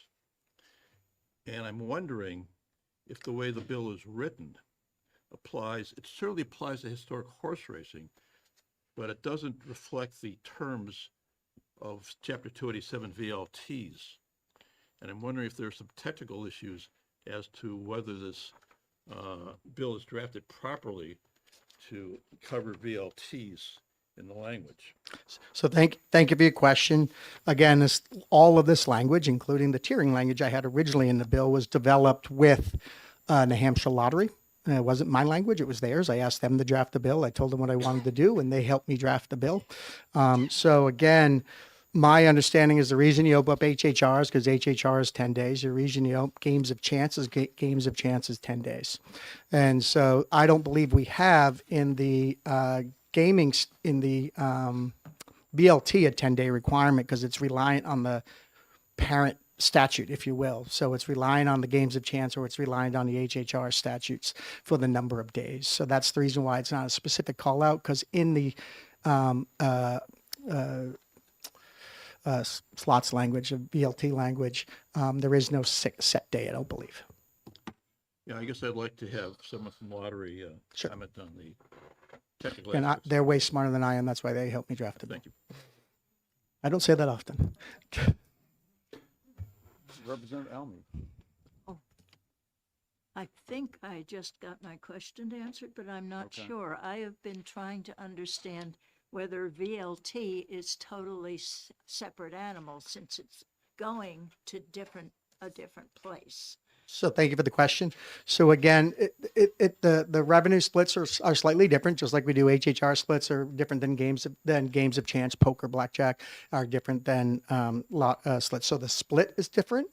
The balance of it is not. There, in the case of VLTs, it's literally hangs off of the HHR statute. You can't have, if you're not eligible for an HHR license, you're not eligible for a VLT license. So they're conjoined and tied together.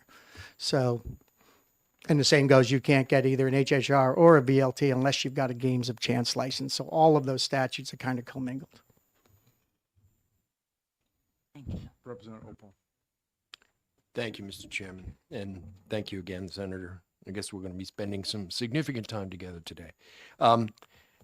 Your experience with the blind gentleman strikes me as the opposite side of an experience when I was reporting on the legislature that we used to call the moms and children first, Mhm. that if you opposed a certain cut, that what you would throw out was something that was so awful that people wouldn't support it. And I think if we're being honest, the reason charities got included originally was to help make gaming more palatable. But my question is this: we have a gaming commission. You mentioned that you and the chairman both sit on, and I'm wondering, did this legislation emerge from discussions from the commission? Because it seems like I fundamentally, if we're going to have this, I fundamentally agreed with the idea of expanding the number of charities who are eligible to participate. I have some questions about whether the casinos should be picking the charities, but at any rate, so my fundamental question is, where did this come from? What did it come from? Deliberations from the commissioner? So thank you for the question. So there were two commissions.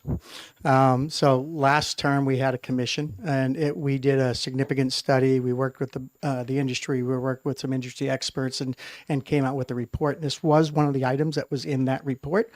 But to be transparent, the commission voted on my original bill, whether or not this existing commission that the chairman and I both sit on, voted on my bill as it was written, including the tiering, and it was a 3-3 vote. So three votes liked the bill, 3 votes didn't like the bill, so it went nowhere. So they didn't have a recommendation. They didn't have the bill as amended with just the 7 days. So I can't answer whether they would support that or not. Follow up. I'm not sure how many charities we have, but do you have any idea of if it's 104, should this bill pass, what percentage of charities that represents in the Sure. state? If we do some basic math out, there are 15, I think, licensed, 15 or 16 licensed charities times 104, which give us whatever that math works out to be.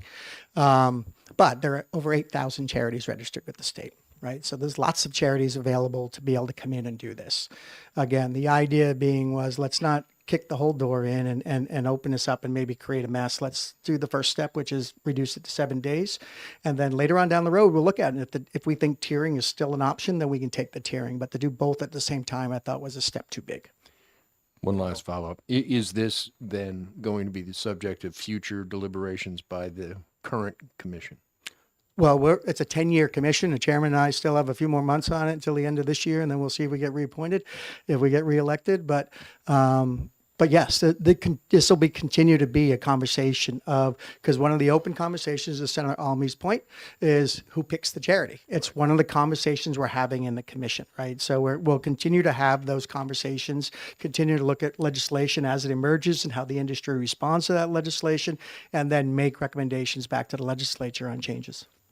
Thank you. Thank you, Mr. Chairman. Okay. Seeing no more questions. Thank you, Senator. And I do see we have one other pink card here. Alicia Preston.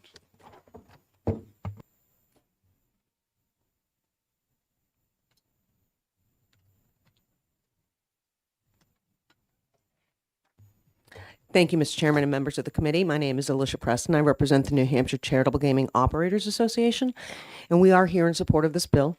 I don't want to take much of your time because I would just be echoing what Senator Lang said in his presentation. But, as the industry has grown, so has the interest from charities. And so that's kind of where we're at now. Had 7 days been imposed 4 years ago, it's very possible they'd have blackout days because there wouldn't be enough charities involved. But now we're in a situation where people have seen the benefit and the success. Therefore, reducing the mandatory days from 10 to 7 makes a lot of sense. And we believe there are enough charities out there to cover those days. And I'm happy to take any questions. Okay, questions? Representative Almey? Thank you. Senator Lang mentioned something that didn't seem right to me, that the local operators are the ones who choose the charities. Every single one of those places, as far as I can tell, is owned from Las Vegas or something like Las Vegas. So So what does he mean by local operator? All operators in the state have local charity coordinators that are very in tune with their communities and the local community, the broader community. And they also, most importantly, and the study commission was given this information, and I'm sure they'd be willing to convey it to you. Every operator has a criteria for a charity that's applying. So not only do they have to meet the criteria of the state and the Lottery Commission specifically, every room has their own criteria that must be submitted to them. We as an industry submitted every operator's list of what that criteria was to the study commission on this, and I know they have those, and they're really stringent. And so it is a matter of making sure they meet their financial obligations, that they're doing well within their community, and fulfilling the cause that they are stated to fulfill.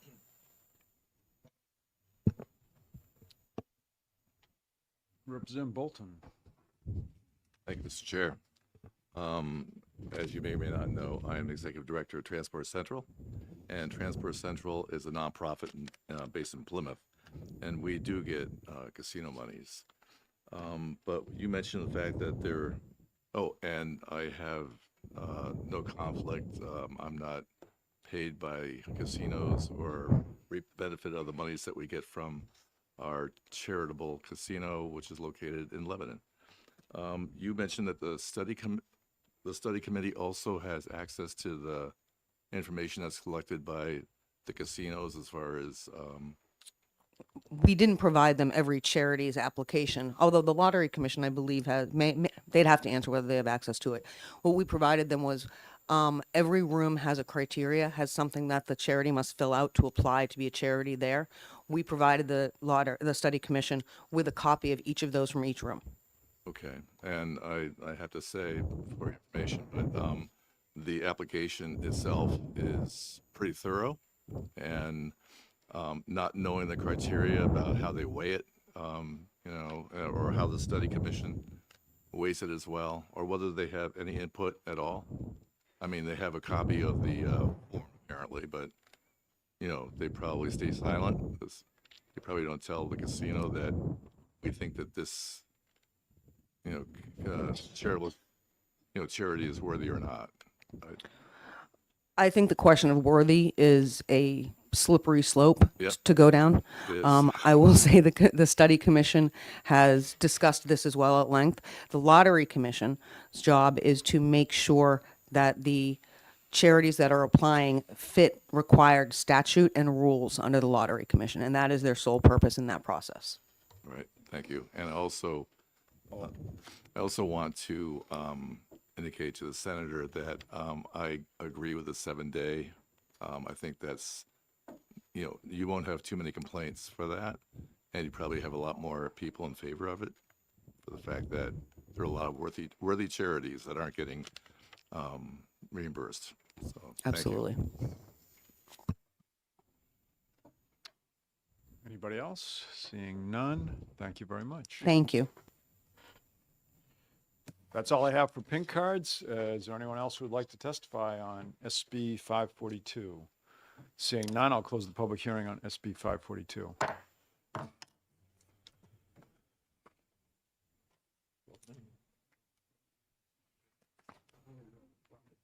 And now I'll open up the public hearing on SB 633 and recognize Senator Lang. Thank you, Mr. Chair. Thank you, members of the committee. I am still Senator Tim Lang from the Lakes region. I am hearing on behalf of Senator Waters, who is the prime sponsor. However, in the Senate, I hijacked his bill, so it is now my bill. Same topic was the Council of the Arts, Granite Patron of the Arts Fund. As you may or may not know, in the budget, I ended up submitting an amendment that created a new tax credit for the Arts Council.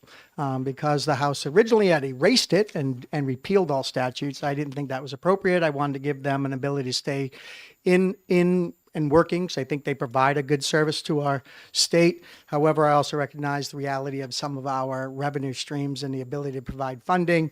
And so I created the Granite Patron of the Arts Fund and allowed for a tax credit of up to $350,000 of tax credits or on a $700,000, 50% of your donation gets to buy a tax credit off your business. We've already had our first donor and ran into our first problem with the fund. And it was thanks to Tom Raffio from Delta Dental. He provided our first $10,000 donation in tax credit to the patron of the Arts Fund, in which he'll get a $5,000 tax credit for his business. The problem was that this is the first tax credit we've ever done go into a state agency. All of our other ones go to quasi or not. And because of that, we found out that the governor and council now has to get involved in tax credits. And we decided we wanted to kind of limit that a little bit. You know, I think I commented earlier about working with executive counselors. But all this does is say that if they're buying a tax credit for less than $50,000, it can bypass the governor and council process. If it's over $50,000, then it has to go through the governor and council process. Just try to streamline it to make it a little faster so the money can get into the fund a little quicker. That's the whole purpose of the bill. What did you say about 350,000? Was that an example? Sorry, Mr. Chair, that's a different part of the statute.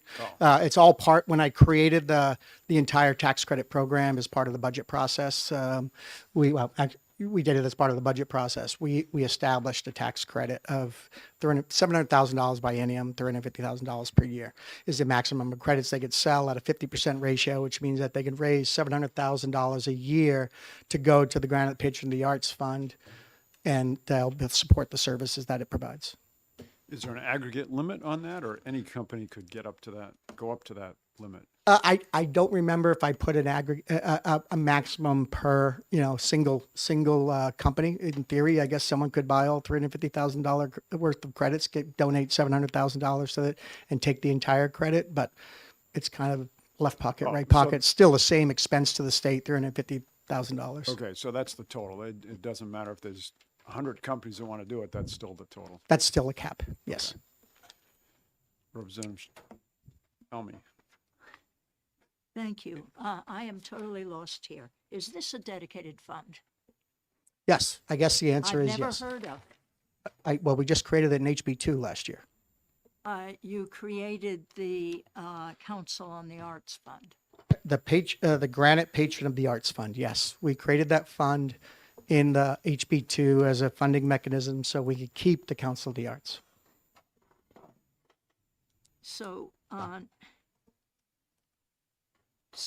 then what is the Council on the Arts Fund?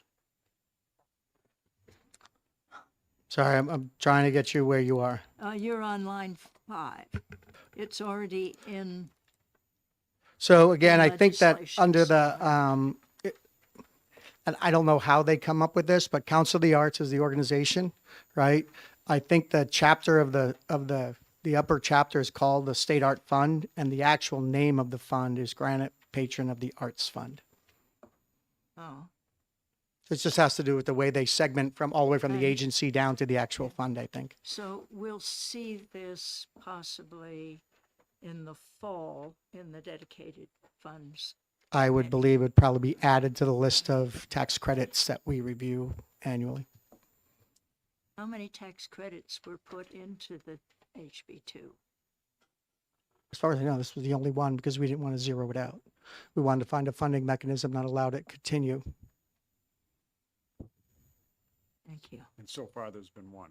I'm sorry? So far, there's been one. Well, I know of 3, so I know of one that's actually made the donation. I have 2 more that I chased down myself to try to get businesses to donate to this to show. Because again, I do believe that this organization, out of Dancer, out of the Division of Cultural and Natural Resources, the Council of the Arts, does provide a good service, right? They give some minor grants to all of our communities. Like if your community has a summer Saturday gazebo music event, there's a good chance it's funded out of this fund, out of this thing. They donate, they'll give to towns to be able, they can apply for grants and be able to provide these small cultural exchanges that happen that I think are hugely important in creating communities, a community within our community. Why do we need approval for donations greater than 50,000? I mean, I can see on the expenditure side, Yeah, we were trying to be polite, not take all the authority away from the governor and council.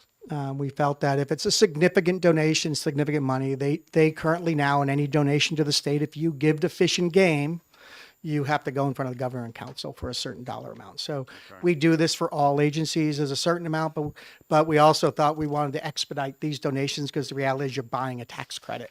So we wanted to expedite these functions so that it can, A, the businesses gets their credit faster, and B, the Council of the Arts gets their money faster. But we also wanted to recognize a certain upper limit that we wanted to still have the check and balance of the governor and council. Representative Schamberg will come back around this way. Representative Schamberg.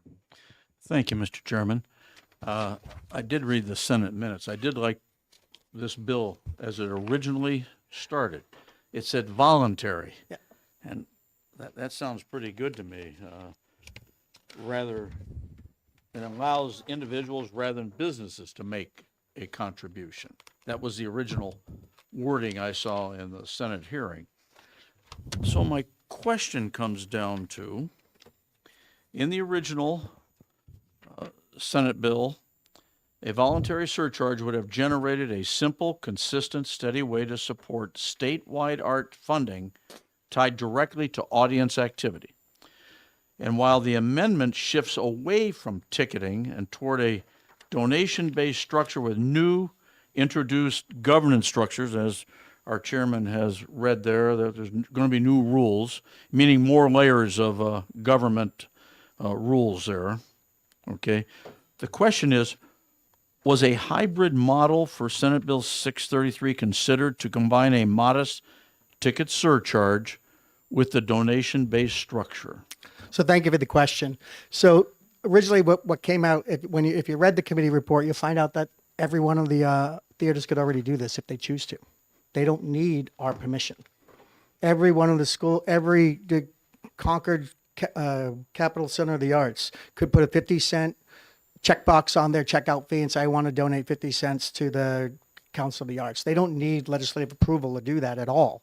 And then we found out further that it would possibly create problems with some of the rules that a charity runs under. I'm drawing a blank on the word I want to use, but their board requirements, and it would require then to every board to then change their rules that they file with the Secretary of State to allow for this donation to another charity rather than their own charity. Because a lot of these, like again, the Capital Center of the Arts, I think Red River Theater might be one too. Music Playhouse, a lot of them are not-for-profit organizations. And for them to give money beyond that, they would have to amend their own board rules to be able to allow for that. So while I understood what Senator Waters was trying to get to, the mere fact is they can already do all of it if they want to. If they want to put a checkbox on their checkout on the way out and say, donate $1 to the Council of the Arts, they can do that and they can write a check. They got to work it out within their own organization. Follow-up question. But this we couldn't do. We had to fix for the make it more expedient. Okay. I have no problem with that. But I did like the word voluntary, that you were supporting something voluntary. Okay, question 2. Wouldn't combining the amendment bill's donation provisions with a reinstated voluntary surcharge strengthen New Hampshire arts ecosystem that would produce community benefits from workforce retention to increase local commerce instead of exclusive reliance on private donations that disproportionately favor organizations in more affluent regions? So we purposely, had the bill stood on its own, we would have voted it down in the Senate. So that was not the path that they wanted. Again, because of the fact that every one of these charitable organizations that, again, Capital Center of the Arts can already put this on their website, put a checkbox and do it themselves without legislative requirement. There was some concern that it would create pressure on organizations that didn't want to do it. And then the other conversation was around surprise bills, right? All of a sudden the organization decides it's going to put $1. Now the ticket payer's doing it. It's voluntary on the organization's part, but not on the patron's part, right? They're now obligated to pay this increase if they don't want to pay it. And so because of all of those reasons, I repurposed the bill and hijacked it. Thank you. Representative Ohm. Yeah, thank you. So this is a tax credit bill, as I understand it. And I'm trying to tie in the bill itself to the tax law, and I can't make that tie. Can you tell me how this ties into a tax deduction? Sure. So again, what we did in the original budget was we created this Granite Patron of the Arts Fund, and we allowed businesses to donate to that fund, to accept donations in that fund. They could buy a tax credit with a maximum state exposure of 50 cents on the dollar for a maximum exposure of $350,000. So they could donate $700,000, they'd get a $350,000 tax credit against their BET and BPT. Okay, yeah, I can't. And alls we're dealing with in this bill is the mechanism is how the money gets into the fund. The fund's already established, all of that's done. What happened was we ran into the situation with Tom Raffio where we Delta Dental. When he went to donate, it took a longer time to get the money done because for the first time we were donating to a state agency. And we found this mechanical problem that made it take much longer than it should have. And so what we did was we came up with this amendment to expedite that process. If you're going to donate less than 50,000, we're going to expedite it. You can write the check directly to DRA. It'll be appropriated into the appropriate fund. You'll be issued a certificate for your tax credit without governor and council involved if it's less than $50,000. Yeah, I understand the intent. I'm just trying to understand the mechanism here under the tax law. And perhaps we don't have to do this real time, but I would very much appreciate a referral to how this ties into a tax deduction under the tax code of New Hampshire. So again, I think if you look at the rest of 19-A : start at 1, and you'll be able to read through what that tax credit I is. have that on the computer right now, actually. And it's not clear. This is only one paragraph in a chapter of law that created this arts fund. It must say what paragraph is being amended, correct? Well, paragraph Roman numeral 2 on 19-A : 9. It's paragraph Roman numeral 2, whereas what we're amending, not the rest of the entire bill. We're leaving the tax credit in place. We're not touching the conditions in terms of the tax credit. We're just expediting how the money gets into the fund. Yeah. Okay, so paragraph 2 doesn't talk anything about a 700K or Yeah. anything like that. I didn't bring my tablet up, so I can't pull up that RSA. Yeah, maybe we need a Oh, work wait a minute, session he's, on this. well, he's, This is no, I 19A. think maybe we're not talking about it correctly. Right, he's modifying 19A paragraph 2. Correct. But what you're referring to about the 700K, That's all in other. that's somewhere else. Yeah, that's up in the not- chapter somewhere else, and the rest of it, I would look above number 9 or below number 9 for the rest of the outlay of how the organizational structure Yeah, works. Representative Elmy? Yes, I guess what I've got to do is go home and read everything that they changed in HB2 in Yeah. order to understand this. I don't understand where the 350K is. I thought you said that was the max total. It could be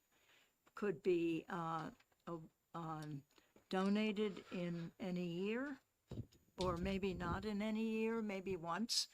The whole thing is a mystery.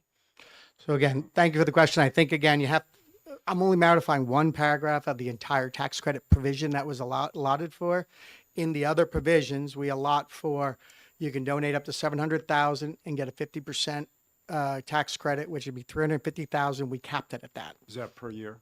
per year. So it's 700,000 biannually, right? 350 a year. Within there, it's our maximum exposure, 750,000. But for that, the Council of the Arts would get $1.4 million to be able to use for their funding.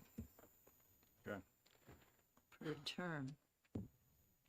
But all of that, unfortunately, we didn't modify the entire chapter. We just did one little thing relative to how the money's handled. Could I follow up? Could I ask why, when the Fish and Game has to go to governor and council when it's over 500K, you put this one in at 350 per year? I give to the endangered species. Yep. So again, I don't know if it's 500K. I think it's 5K, if I'm not mistaken. I don't remember what the governor and It's council 500. donation limit is. I thought it was 5K. It's 500K.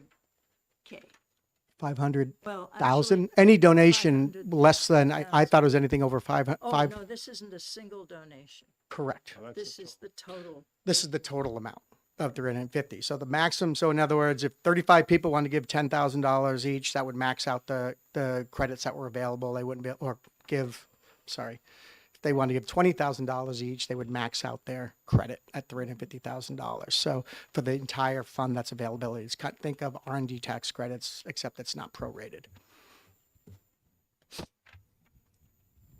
Representative Opal. Thank you, Mr. Chairman. This was not my original question, but I'm now a little confused. The 350 is a cap on any one contributor. It is not a total cap on the state.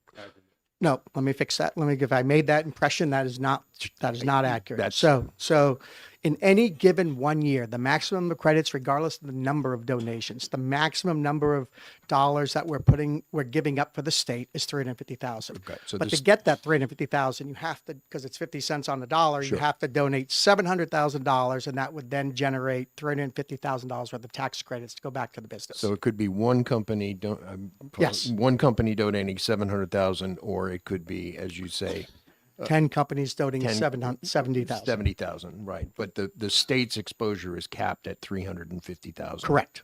Loss in revenue. Correct. What's it? It's based on taxes that's owed. We don't think we have any individual taxes left now that IND is gone, so I don't know what else person might be subject to, but there's no cap on it. Like I said, one person could walk in and take all 700,000 if they wanted to. Thank you very much. I'll take that because the Council of the Arts appreciates it. If I could, my original question was this. I think the same question that as the chairman did regarding why executive council and governor approval. But I'm wondering, and I don't know whether you can answer this question or not, what is the vetting process so that, so that you're sure that some company that you don't really want to be contributing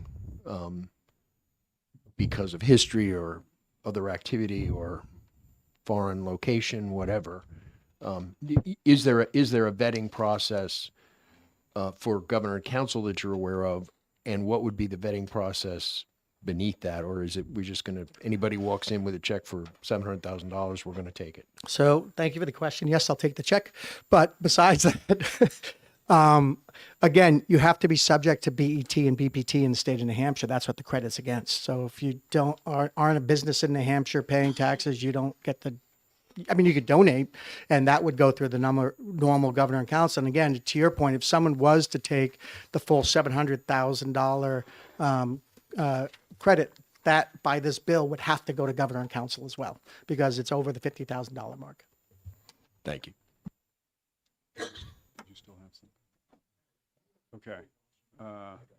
Any other questions for Senator Lang? Seeing none, thank you very much.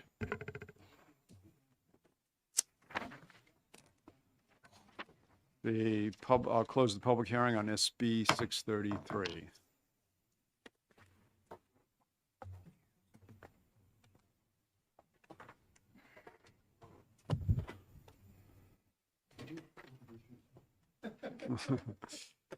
All right.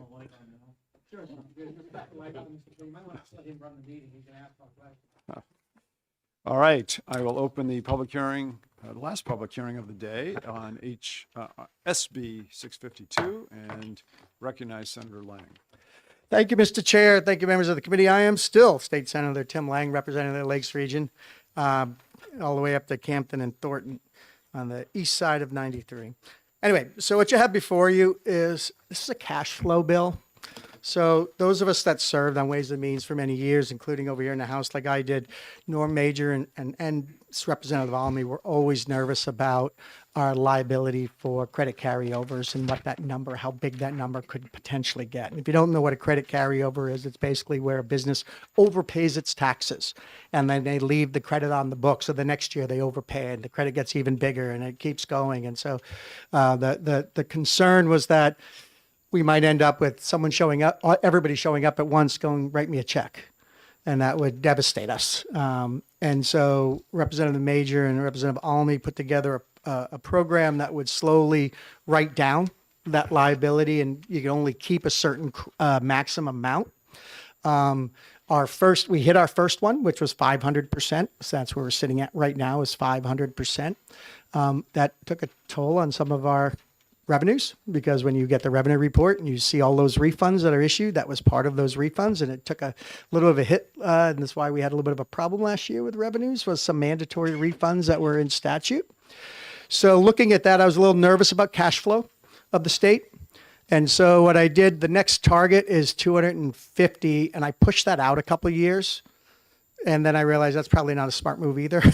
And though we did pass that to drop the 250, instead what I want to do is have a more steady plan for this rather than jump from 500 to 250, which probably a good bulk of our taxpayers are going to be in, which will have a devastating effect again on our revenues as we're looking at it. So what this bill does is just says that we're going to reduce it by 50% every year until we get to 150% maximum credit carryover every biennium. So every biennium, we go from, we're at 500 now, next biennium we'll go down to 450, next biennium we'll go down to 400. We'll just keep doing that and issuing any refunds above that percentage each year. But it allows us to more intelligently manage our cash flow, for lack of a better phrase. That's what the bill does. Happy to take questions. Thank you. And I'll just add that, was it I don't know if it was last year or the biennium before, but Senator Lang and I, as well as a few others, were on the tax expenditure review joint committee of the House and Senate. And in that review, we decided that step down, as he's talking about, was too quick.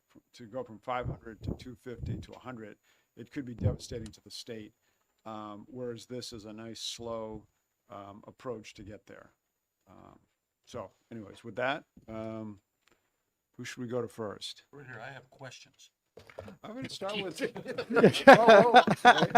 going to start with Representative Opal this time. Okay. Oh, look at that.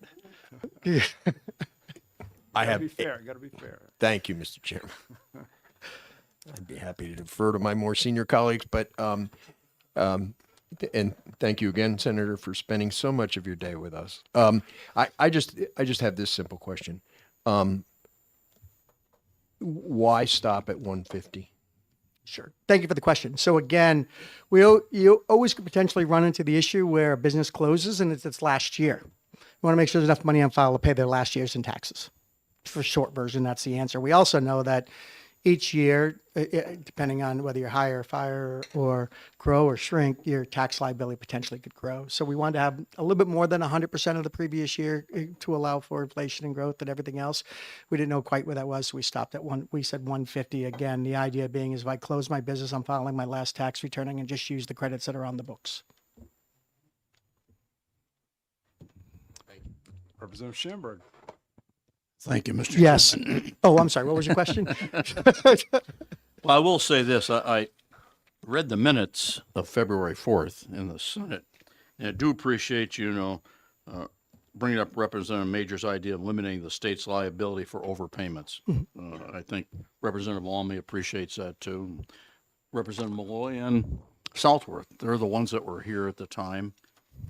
So, and you call it a simple cash management bill and to smooth out the process.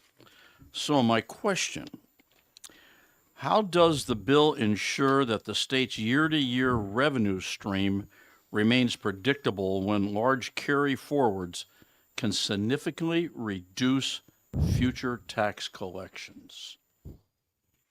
So thank you for the question. So the question about this is about mandatory refunds, right? That's what we're talking about, the difference between that and voluntary refunds, right? And so every business could show up and ask for their money. We'd have to write the check. We have no say in that. So they could just, do that. But what we're talking about in this bill is when is the state obligated to cut that check, right, and write that money?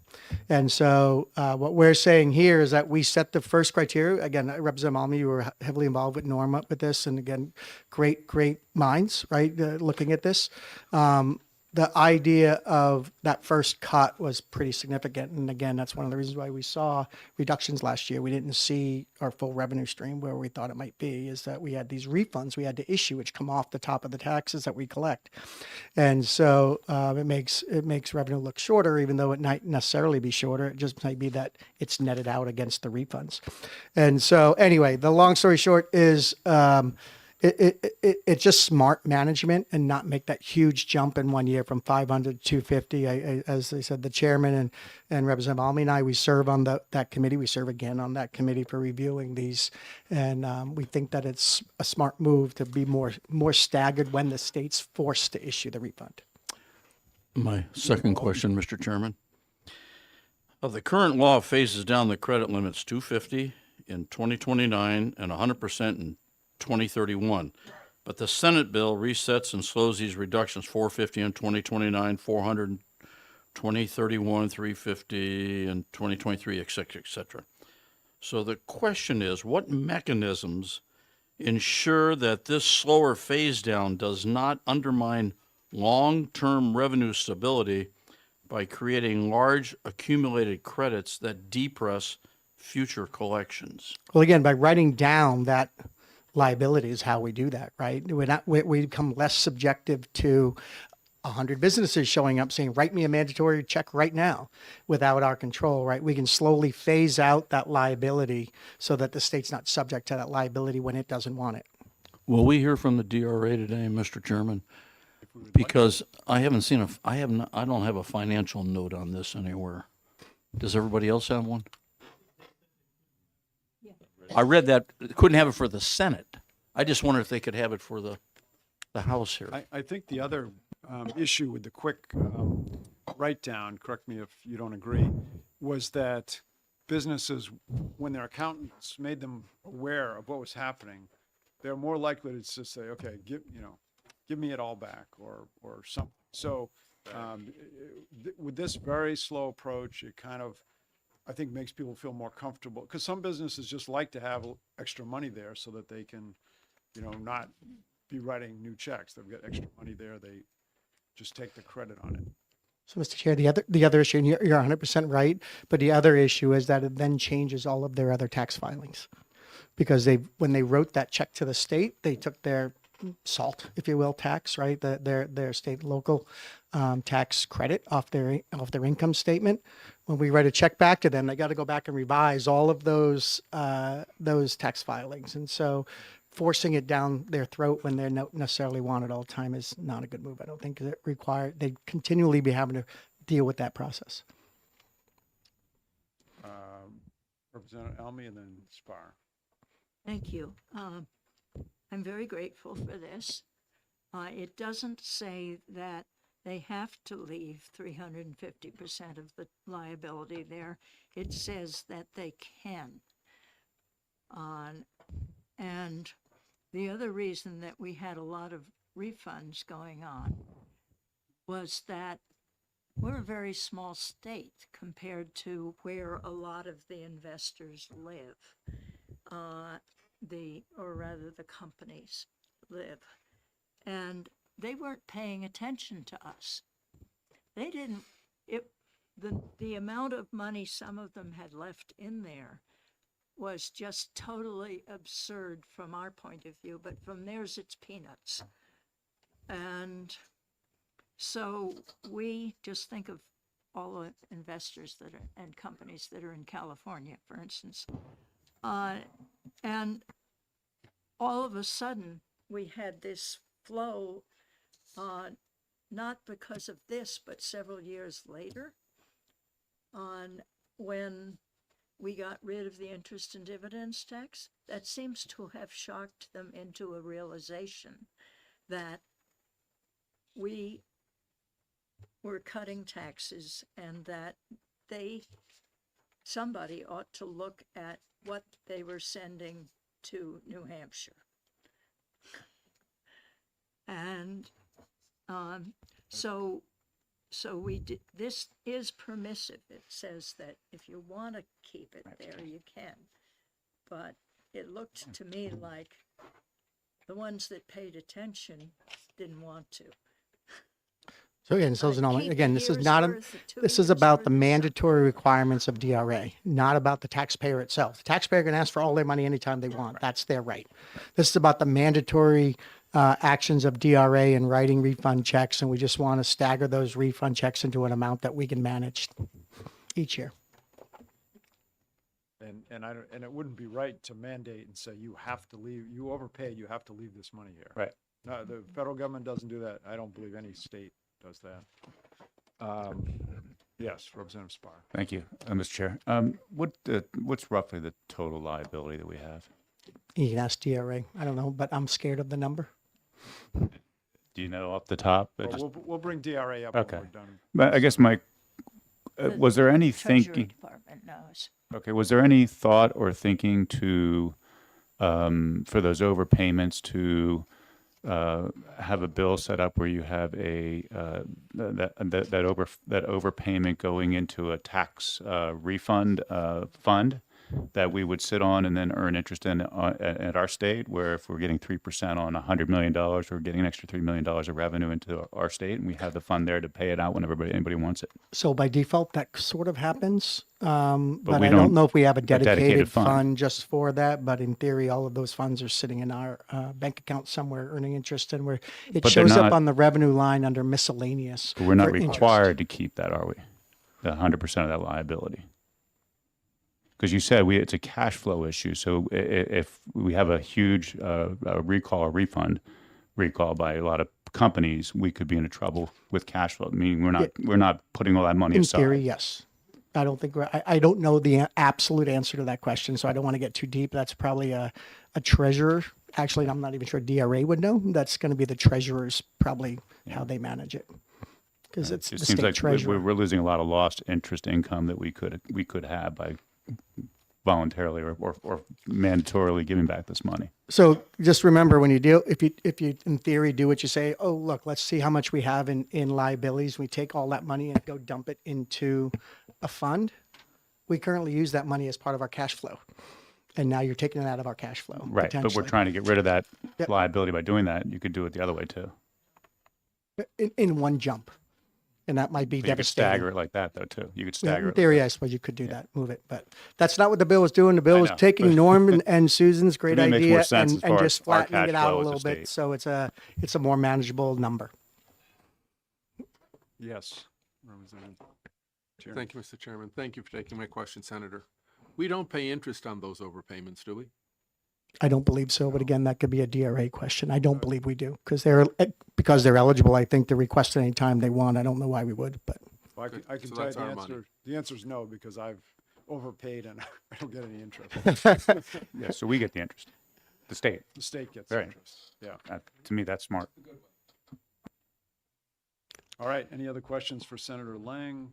Seeing none. Tom, last chance. Okay. Thank you. But stick around for what I want to propose. Thank All you, right. Mr. Chair. Thank you very much. Okay, Jennifer, we're going to call you up from DRA, and you'll be able to answer every single question we have.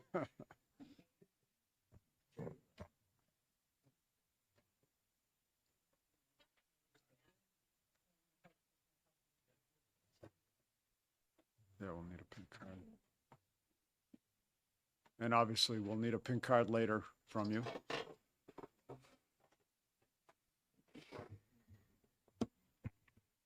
Good morning, Mr. Chairman, members of the committee. For the record, I am Jennifer Ramsey, Tax Policy Counsel with the Department of Revenue Administration. I didn't come with any prepared remarks, but I thought you might have questions, and so I came anticipating that and in case I could help. In answer to Representative Spar's question just a moment ago about what the That's it. sorry, what the liability is. On a for fiscal year 25, we recorded 162 million in liability in our ACFR. That analysis that is done to get to that number does involve some thinking about the total carry forward and how much of it is likely to be utilized in the following fiscal year. So the actual amount on taxpayers' accounts at the beginning of the fiscal year would be a little bit higher than that, but that is the number that the state carries as liability, if that makes sense. I did not realize that our analysis had not made its way into the fiscal note for the bill. So what I handed out to you at the back of it actually has the input that we provided, and I understand why LBA would not have time. It's a fairly complicated calculation. If you look at the chart at the bottom of page 4, I think that might be the information that you were looking for. So under current law, that's the second column of the table. Under current law, these would be the refunds we would anticipate releasing in each fiscal year based on the amounts that are currently on file, as that amount that we are forced to refund dropped down in the fiscal years that the current step downs occur. With the more gradual release schedule, the anticipated refunds would be your second column, and the variance by year is your third column.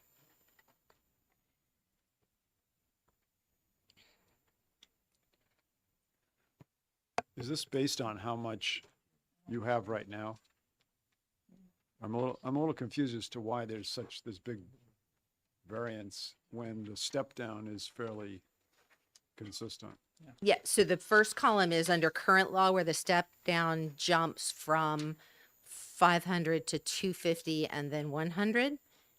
And then the second column is the more gradual step down. But even then, how is 2031 2.2 million and then 2032 is 600,000? I don't understand why that's so different.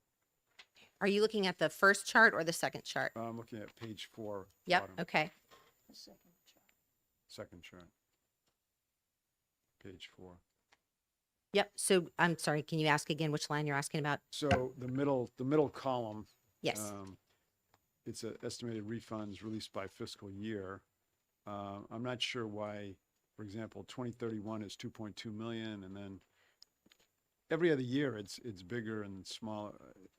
Why is that? So under our current law, which is your first column, we have step downs that are coming in the fiscal years where you see those big jumps. So the law currently is that it would step down to from 500% of the prior year's tax liability to 250% and then to 100%. So that's where you see those big jumps. We have currently, the law is that we refund anything in excess of 500% of liability. So there is kind of a constant refund level in the smaller years, but those big years are where you see the big jumps. And then the second column is the more graduated schedule of decreasing the cap over time. Does DRA support this bill? That's totally a policy decision for the legislature, but we worked in the drafting of this bill and would have no difficulties with implementing it. Okay. Representative Ullery. Yeah, just to follow up on Representative or Chair Janigian's comment, Representative Alminger and I are looking at the sawtooth effect of the refunds.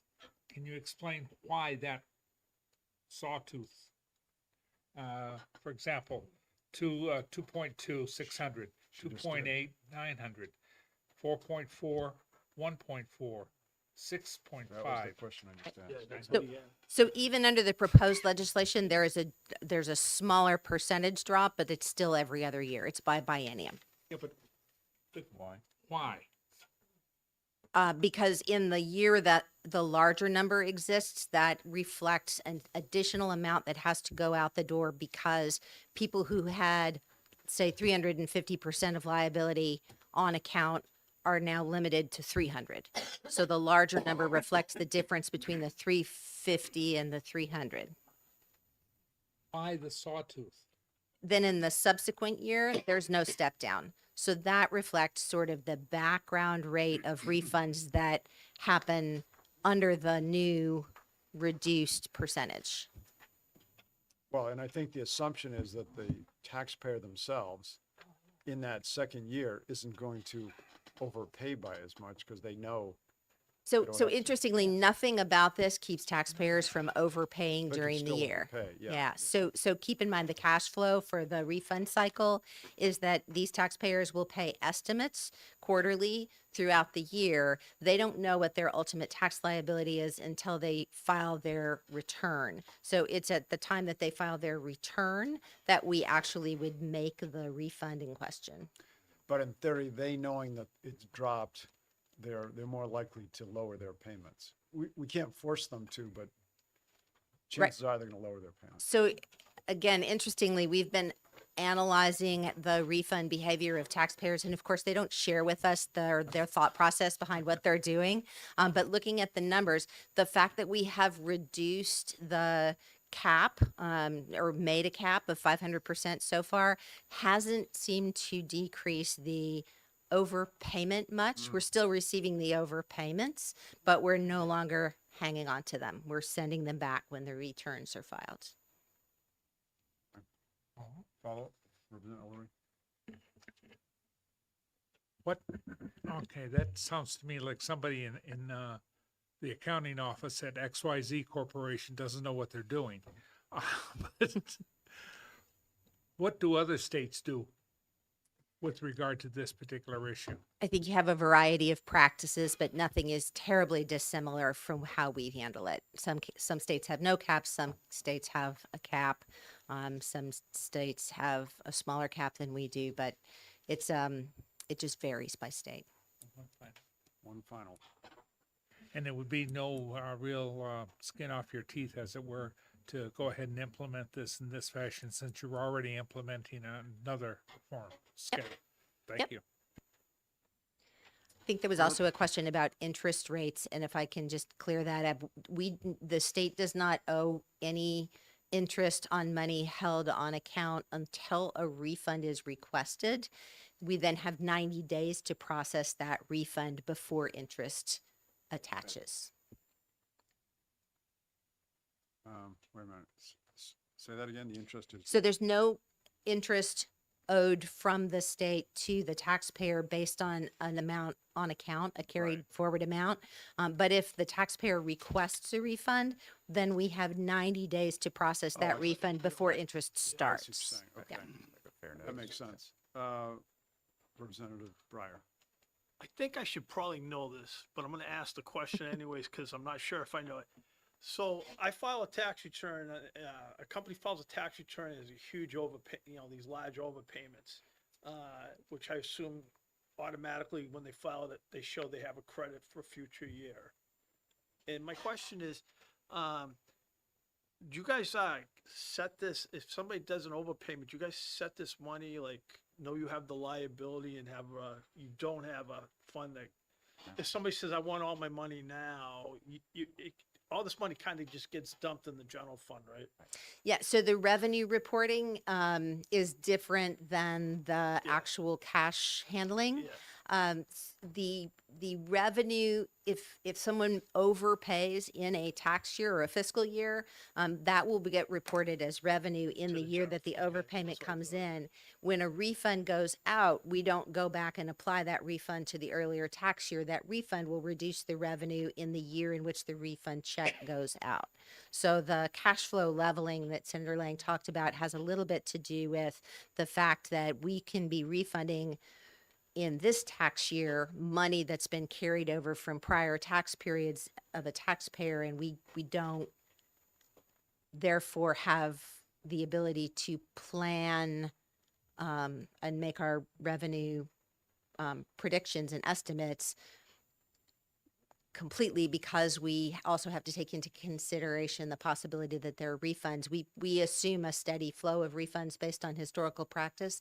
But if for some reason the economy takes a big shift and people decide that they want to request a bunch of money that they've left on account with tax departments, they want to request that money back to solve their own cash flow problems, the state doesn't have the ability to control that. So by capping the amount of the refund, the potential refund liability, which is essentially what this does, it gives the state a little bit of control over that cash planning. One more follow-up. So just out of I already know the answer to this, but is there anybody thought of, and maybe it's like an accounting nightmare, but technically speaking, if you want to recognize, isn't that really deferred revenue if you know they overpaid it? And they're not gonna have that tax liability, like, you know what I'm trying to say? I think so. They didn't actually have the tax liability, so if they overpay you, could that be kind of considered deferred revenue until they actually incur that tax? So from an accounting perspective, I just would say that we operate on a cash basis as a state, so I don't think that that would be permitted under the current accounting rules. I think all states report on the same basis. Yeah, I was just curious. Representative Spar. Thank you, Mr. Chair. So your calculation is estimating today's dollars. It's about 130 million over the next couple of decades that we would be returning back to corporations, correct? From what I read here on these tables, just You're looking at which number are you looking at? Sorry. just the total, 130 million.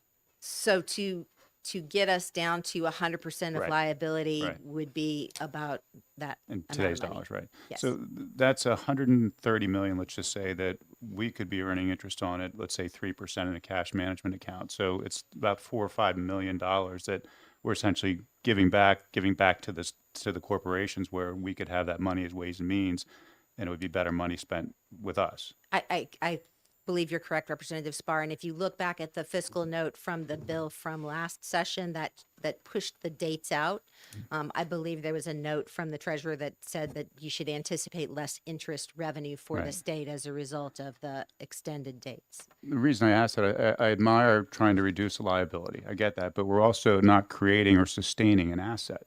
And I look at that cash as an asset to the state. It's a liability because we're not dedicated. It's not dedicated. But if you have it set aside in a dedicated account, that interest now is part of our state, and it's for us to be able to spend. And I look at this bill, which is a good bill. You could do the same thing with this bill and do a tier just as it is with this bill, but have that money being set aside instead of going back to these corporations. It could go into a dedicated account for the state where we would earn the interest. Is that accurate? I think the interest is already being earned, and I'm not sure. Correct, but we're not. No, we're not. It's not completely being earned because we're on a cash flow basis. It's not set aside.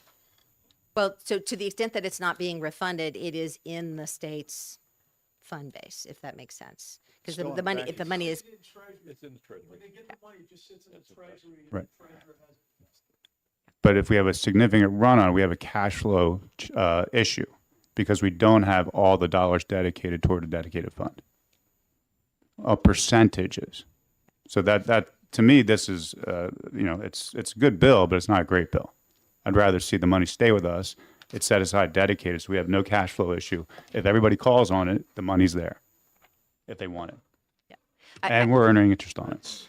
I understand what you're suggesting. I think the difference between what you're proposing and what currently exists is that you would take the money and put it in a dedicated fund instead of leaving it in the general funds. Either way, it would accrue interest. But 100%. At 100% of the liability. 100% of the funds and the liability would be in that dedicated fund. Right now, all that money that comes in that we have excess is not necessarily in the cash reserves for the state. It's mingled. It's commingled. I agree A with percentage. that. And I think what you're proposing might create a different roller coaster because the money would go in as of a certain point, but then as taxpayers applied it as the year went on and they applied the overpayment to their estimates, we'd be pulling it back out and applying it. We would get the interest either way. I'm not sure. Yeah, I'm not sure there's any difference. We get the Representative interest even Spar, though it's because- currently in the the general You're, funds. you're almost making it, you're almost making it sound like it would go into this dedicated fund and just stay in there and we just earn all this interest. But if taxpayers want their money back, it comes out, you're not going to earn interest on that piece. I'm not sure what the difference between that is and the Treasury having it in one big lump bank account earning interest. This forces it to be returned to the corporations. Otherwise, it sits in our accounts, that 130 million sits in our account earning interest. But it's the same, whether it's in a dedicated fund or. But we're not keeping that 130 million or even any of this in an account in the state. It's a percentage is kept liquid, but not all of it. If I may. Representative Brody. We're living on. All the cash they get goes into the general, there's a general Correct. fund account. And that general fund account is getting interest that's being, because that's all Correct. managed by the treasurer. So I mean, you're getting interest, it's just, it's going into the general fund. It's not going into a dedicated, because it's not supposed to, that type of revenue all goes to the general fund. I think we need to get the treasurer in here, somebody to kind of. I think that would be good. I think moving it from the general fund to a dedicated fund would not insulate it from the potential for refund. So, yeah. So you would have the same issue that this is trying to address. Okay, Representative Schamberg. Thank you, Mr. Chairman. And we don't have any rules to prevent intentional overpayments, the state. I think that's correct. Yeah. Okay. And do we have any rules that require reporting for large credit accumulations? What in what sense? Think how I'd want to state this. Well, there's already limits. If somebody pays way too much, there's already a cutoff. If it's over 500%. That's good, but is that a rule that's established, or is that just a practice that No, it's a law. the DRA? It's a law. So yeah, under current law, we are required to return anything over 500% of the tax liability. Okay. What about we put a limit on credit care?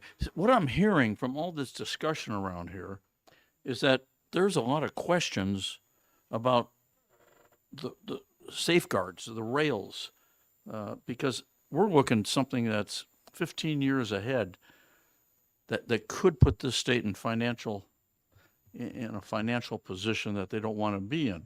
It's not a bad bill, Senator Lang, but I think it needs to be maybe more of a study by the House Ways and Means Committee to get some answers, maybe some different approaches to protecting the state's financial position. I don't know what you think about that.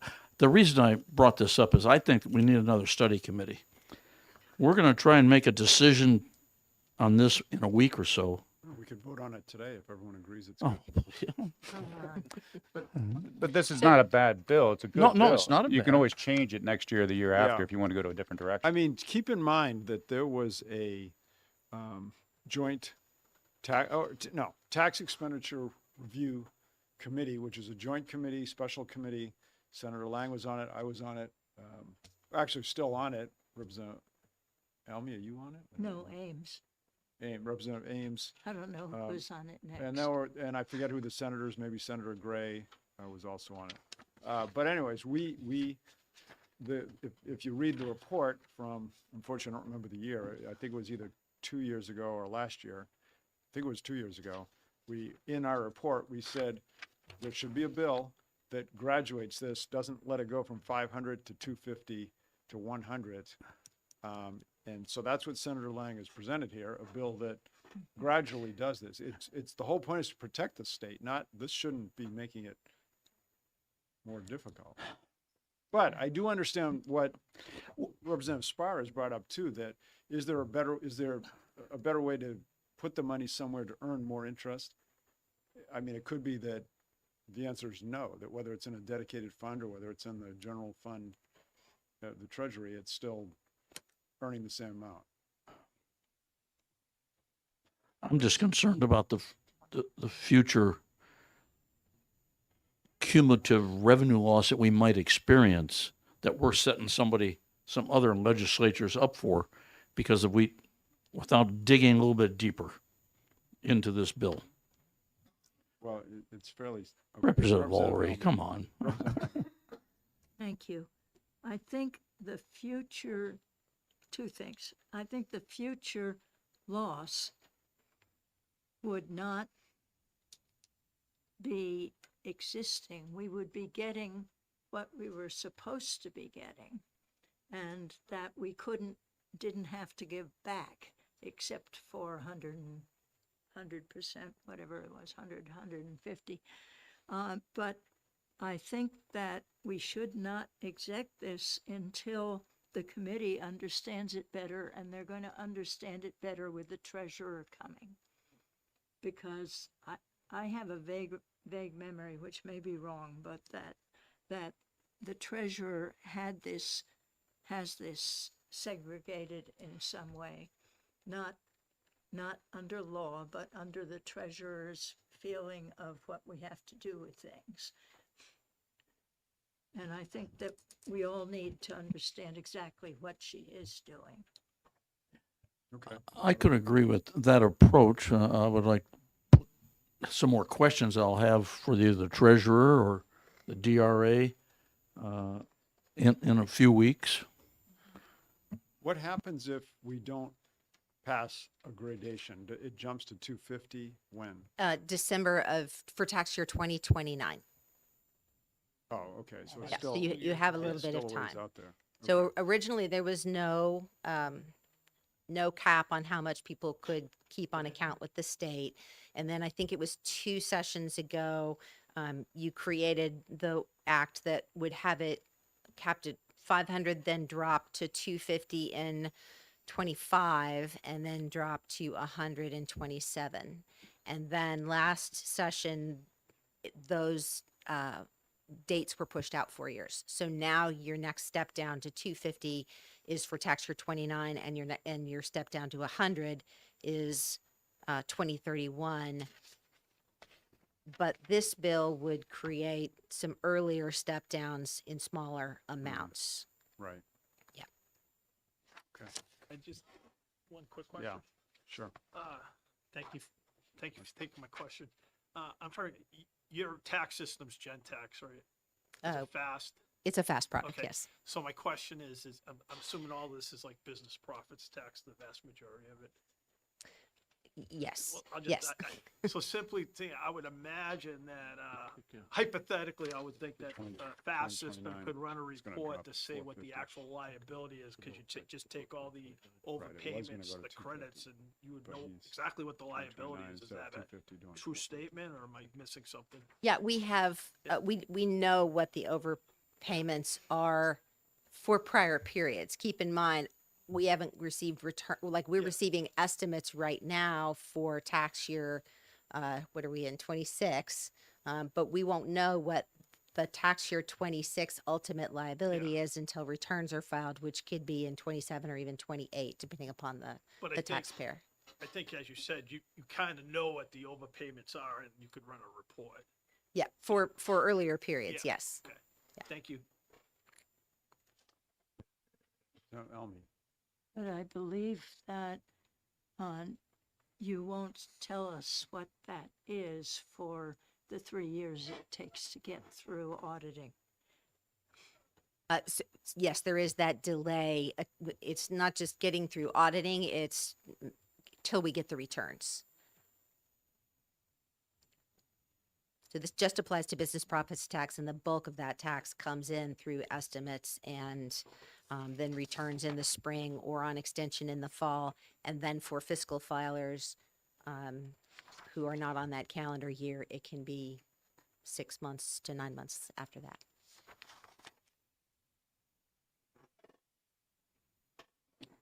Yes, Representative. In the corner. Okay. Representative Tierney, you're up. Thank you, Mr. Chairman. Thank you for taking my question. The way I understand what you're saying on all this is if a company or a group of companies come in and let's say their total overpayments is $50 million and they all ask for the refunds. That comes off of revenue for the current year you're in.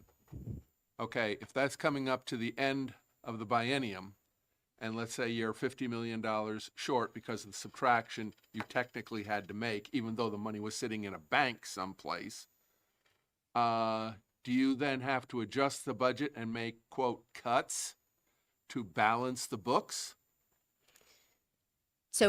Because if we do, the idea to put it into a fund that you can tag to make the refunds from that doesn't go against your current revenues would be ideal. It'd just be a matter of figuring out how to do that. Correct? So two things to add to your, or to answer your question. One is that within the revenue plan for the state, there is an estimate of what we expect to send out in refunds for that year. So it would not just be somebody coming and asking for a normal level of refunds, but if you had an unanticipated level of refund requests, that could impact the reported revenues for that fiscal year for the state. Whether or not you would need to adjust the budget would depend upon whether or not you had enough cash to make those refunds. By refunding that amount, you would then lower that liability. So you're lowering the amount that you would need to keep on reserve going forward. So whether or not you had to do some sort of emergency budget adjustment would depend upon the magnitude and how much cash was available to process the refunds. But if you're subtracting it from the revenue that you're receiving this year, and the budget has to be balanced at the end of the biennium. Yes. And let's say this is the end of the biennium. Then you either have to make cuts to balance the reduced revenue, or you have to pay that out of something else other than current revenue, because it's revenue you've already collected. Yep. Well, there's a rainy day fund too. Right. Yeah, but if that's not going into that rainy day fund, you're not tapping it. If you're putting all of that money into the rainy day fund, then fine and dandy. And that would be the place then to leave it. But if that money is in other places held by the treasurer, it's like, no, it's got to go someplace where you can tap it immediately to do the balance. It's already in the general fund accounts, so it's there. If we run, you can't say put it in the rainy day. The rainy day fund is state money. These extra payments are not state money because they're I don't know if you call them a liability or what, but they got to be paid back. So at some point, Right. whether it's to a credit on a tax return because they say, I already paid all this in, I'm not sending any money in. So it's already a credit. It can't go into the rainy day fund. But I think, My question, though, I guess, is why force it to give it back to the corporations instead of what you're saying, force it to go into a dedicated account that we earn interest on. And when they want to call it, a corporation wants to call their money, you've got it set aside. I mean, to me, that makes much more financial sense than just giving it back to them. And it's just like, we're just giving away money. It just makes no sense. I still don't quite understand that because whether it's in the dedicated fund or it's in the general fund, it's earning interest. But it's not 100% in the general fund. We only keep a certain amount of cash balance in the general fund. If you had a complete redemption of those, of all overpayments, we'd have serious cash flow issues probably, or could. Well, we'll have a work session and I'll ask someone from the treasurer's office to come in. I think that'd be really helpful, yeah. Yeah, yes. Mr. Chairman, you just said that this money is not state money. It belongs to the corporations who've paid it, right? Right. How can we commingle it then with state funds in the general fund? I don't know. The treasurer has a lot of. But I would like to have that clarified. It's just an account within. Yeah, we will, we'll have a work session and we'll invite the treasurer to come. Mr. Chairman, before we have that work session, could I send a series of questions to you and Ranking Member Alme that would, maybe you can get some, get some answers from the treasurer or the DRA concerning the guardrails that I think that maybe should be on this bill? Sure. No. All right, if there's no more questions for Jennifer Ramsey, then thank you. And Senator Lang would like to say something. I just want another question from Tom. No. So I don't think Terry, Representative Spar, I'll happily help with you on a bill that works us towards a fund. I don't think it's an immediate thing we can flip a switch on because of the $100 and some odd million impact. Ripping out of revenue would be problematic for us right now. And so I do think that just like we're using this fund to drive down the liability, we can also create another bill to slowly raise it up on another side. I don't think we have to do them as two. They're not, I guess what I'm saying is you can still pass this bill and still do that, right? As two different things. And I get your argument about having cash on hand so it doesn't have that impact. But in the short term, it does have an impact. And that's what this is looking to deal with, is the impact we have right now. Again, Representative Major and Senator, Representative Alme came up with a good plan. I just think we need to smooth it out so the impact to the state's not so bad. But the idea that, I think you actually have a good semi-revenue idea of if we create that dedicated fund to hold the overage, that over time it'll generate interest that'll go into the general fund in a miscellaneous line, but still hold the principal of what we owe businesses in a separate account so we don't get hurt. So I don't think that that's a bad idea. I think it's a good idea. It's not one we thought of. I don't know if it's a great idea, but it's a good idea. No, excuse me. But I think that I want to be careful we don't hold these out as they're two separate and distinct. We're dealing with a liability. And again, to the chairman's point, that liability is actually owned by the taxpayer, right? It's not owned by the state. We have it. We have the state funds because they wrote a check to the state. We deposited it, right? So it's in there. But we could probably do a better job of segmenting it out and holding that liability separate so it doesn't happen. I just don't want to hold up this bill while we try to figure out the other issue of how do we create a dedicated fund and protect us from future liability. This will deal with our current liability. And then when we get down to that 150%, that's what would be held in that account as 150% of that liability. It's not my money. It's not your money. Sure, let's give it to them now so we don't hold the liability. Because you'll never get to the big number till much later. So I think that, again, I'm always in favor of giving taxpayers back their money when they do it. So if we can reduce our liability, give it to them, and then hold a smaller liability that we know that we have a dedicated account for, that's fine. But I don't think we can get to the big number we're at now, and especially considering that number is going to grow. As people continue, as we've heard multiple times, businesses don't know what they're doing. They're giving us way more money than we need. And so that was the argument we just heard. Let's not let that liability continue to grow. Let's keep it at a fixed amount, like 150% of their liability, hold that in a dedicated account, and let that happen. But I think that that's a different bill for a bigger, and if you wanted to tag, Mr. Chairman, a study commission on the end of this bill, passing it, then we can look at that and do a study commission to figure out what that might look like. And how do we get to the point where we can have a dedicated account and have that be the charge of the commission? I wouldn't be opposed to that over in the Senate if the bill came back with that on it. Okay, thank you. Oh, you have a question? Just one quick thing. It sounds to me like if businesses don't know what they're doing and they're giving us more money than they owe us, that raising the business profits tax wouldn't be a problem.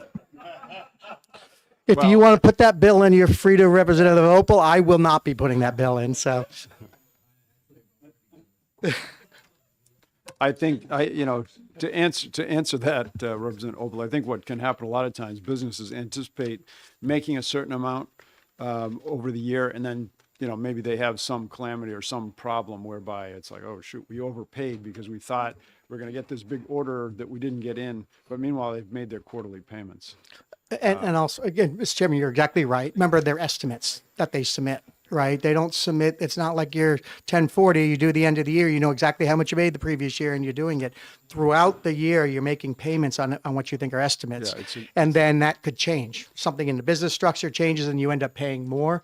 The other reason I've heard on sitting on this committee is because we've made some changes in our amounts, right? I think when I started on Ways and Means in 2017 in not this room, but over at the other room, I think our tax rate was 8.2%. Right. And we've slowly lowered that down to 7.5. Software systems don't always catch up as fast as other things do. And so it's maybe paying based on, okay, we finally got it down to a different percentage rate. So I'm just saying that I know on the technology side, there were some concerns about how the changes that were made and people are still paying based on previous numbers and percentages. And that sometimes cause it. And the second reason is what the chairman spoke about. The estimate changes into, I had a really good year. I wasn't anticipating that. I plant my estimates on a moderate year and now I got to pay at the end, a big amount I mean, or the other way. I think the third thing that can happen too is businesses don't want to underpay. Right. Because then there's an underpayment penalty. So sometimes it's like, let's just let's just pay some extra because in case we do, have a good bump in revenue, we don't want to pay penalties. And then they have to pay interest and penalties. But So- all of this would suggest, and we all know that the majority of the money in the BPT is coming from large corporations. And at least I've heard an argument that says that those companies didn't pay a whole lot of attention to us cutting the rates, which would seem counter to the idea that when we cut rates, we're going to stimulate business. And there's no economic report that I've seen that supports that. But anyway, All right. I'll Now let that it go we're- for now. Now that we're off topic, any other questions for Senator Lang? Thank you, guys. All right, thank you. Close the public hearing on SB 652. So that does it for today. What's that? This committee. Yeah, that does it for this week. Next week, what's that? Maybe Monday, or do we get a Monday off? I'm away next week. No, I'm sorry, wait a minute. I'm away this week, starting tomorrow. So a week from now will be the 16th. I won't be here. I think Jordan has a constraint as well.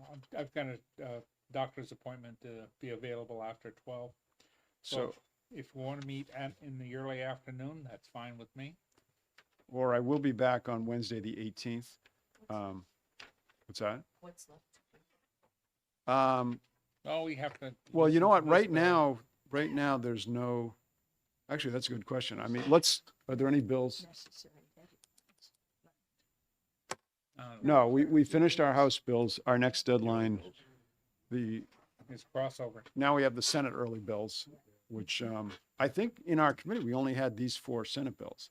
So unless there's more, can somebody log, are you on the web? Tim, are these early bills in the Senate?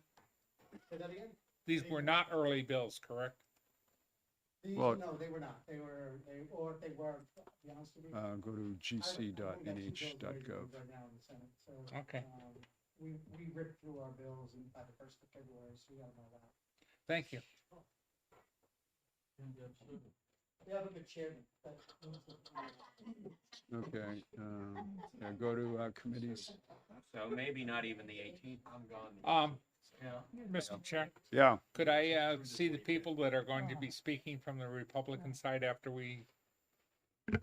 yeah, I sent an email, Wednesday, Thursday? We need to do the same. I sent an email to everyone who's speaking, on the Republican side, although Representative Malloy does have one of them, because it was a bipartisan Yeah, majority, I'm so. not worried about yours. And I think if you've all looked at your email, whoever made motions on the bills that are coming up. Yeah. What's that? Just those. If you wrote, actually, no, I have the list right here. So these are the people that would be speaking. I broke it down into Wednesday and Thursday. I mean, assuming that there's not any change. Yeah, he's. No, I'm just mentioning names. Yeah, it doesn't matter. Ullery, you've got CACR, well, you already know, right? CACR 18 and 1068. I sent you an email. Yeah. Murphy, you've got 1194, 1144, and 1559. 1559, 1144, and 1194. I sent an email, so you have that in email too. Representative Ohm has 1597. Representative Malloy is 1420. And Representative Ford is 1708. Yeah, you have an email from me as well. So, yeah, so I won't be here for all the fun on Wednesday and Thursday this week. He's gonna go see grandchildren. Here's the penny bills.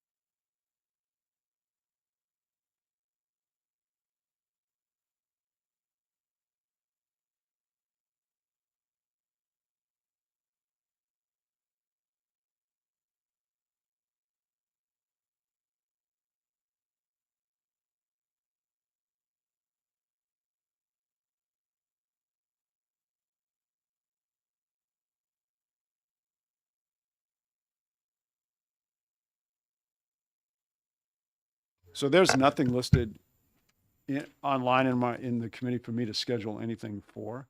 And I think some of the problem was, for those of you who aren't aware, the House session of last Thursday ended with we didn't have a majority, we didn't have a quorum.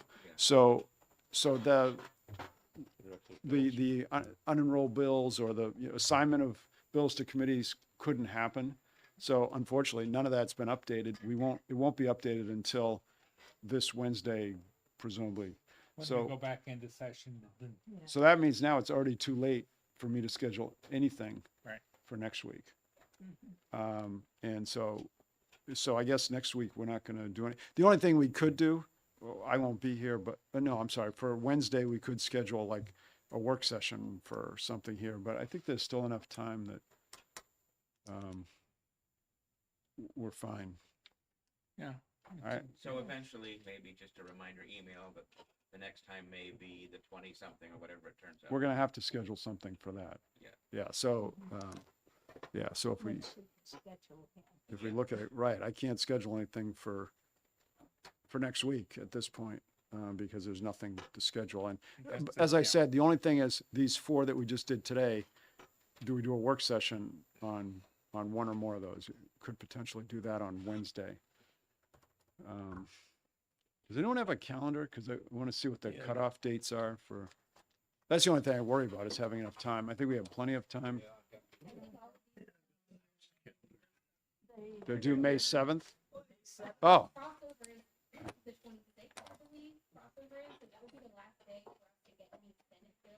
Okay.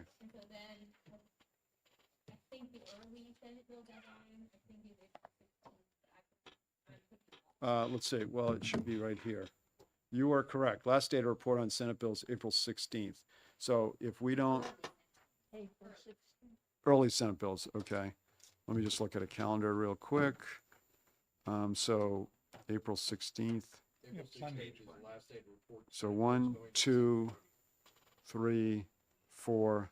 So even if we don't do anything next week, we still have 4 weeks between then and April 16th. And then May 7th. Until May 7th. I think we have plenty of time. Because Would we you, don't have them going to would you agree we have plenty of time if we don't have any meetings next week? Yeah. Yeah, okay. So we won't have any meetings next week. I know, brokenhearted, Oh. but But what about mileage? so it works out. So no meeting next week. The only thing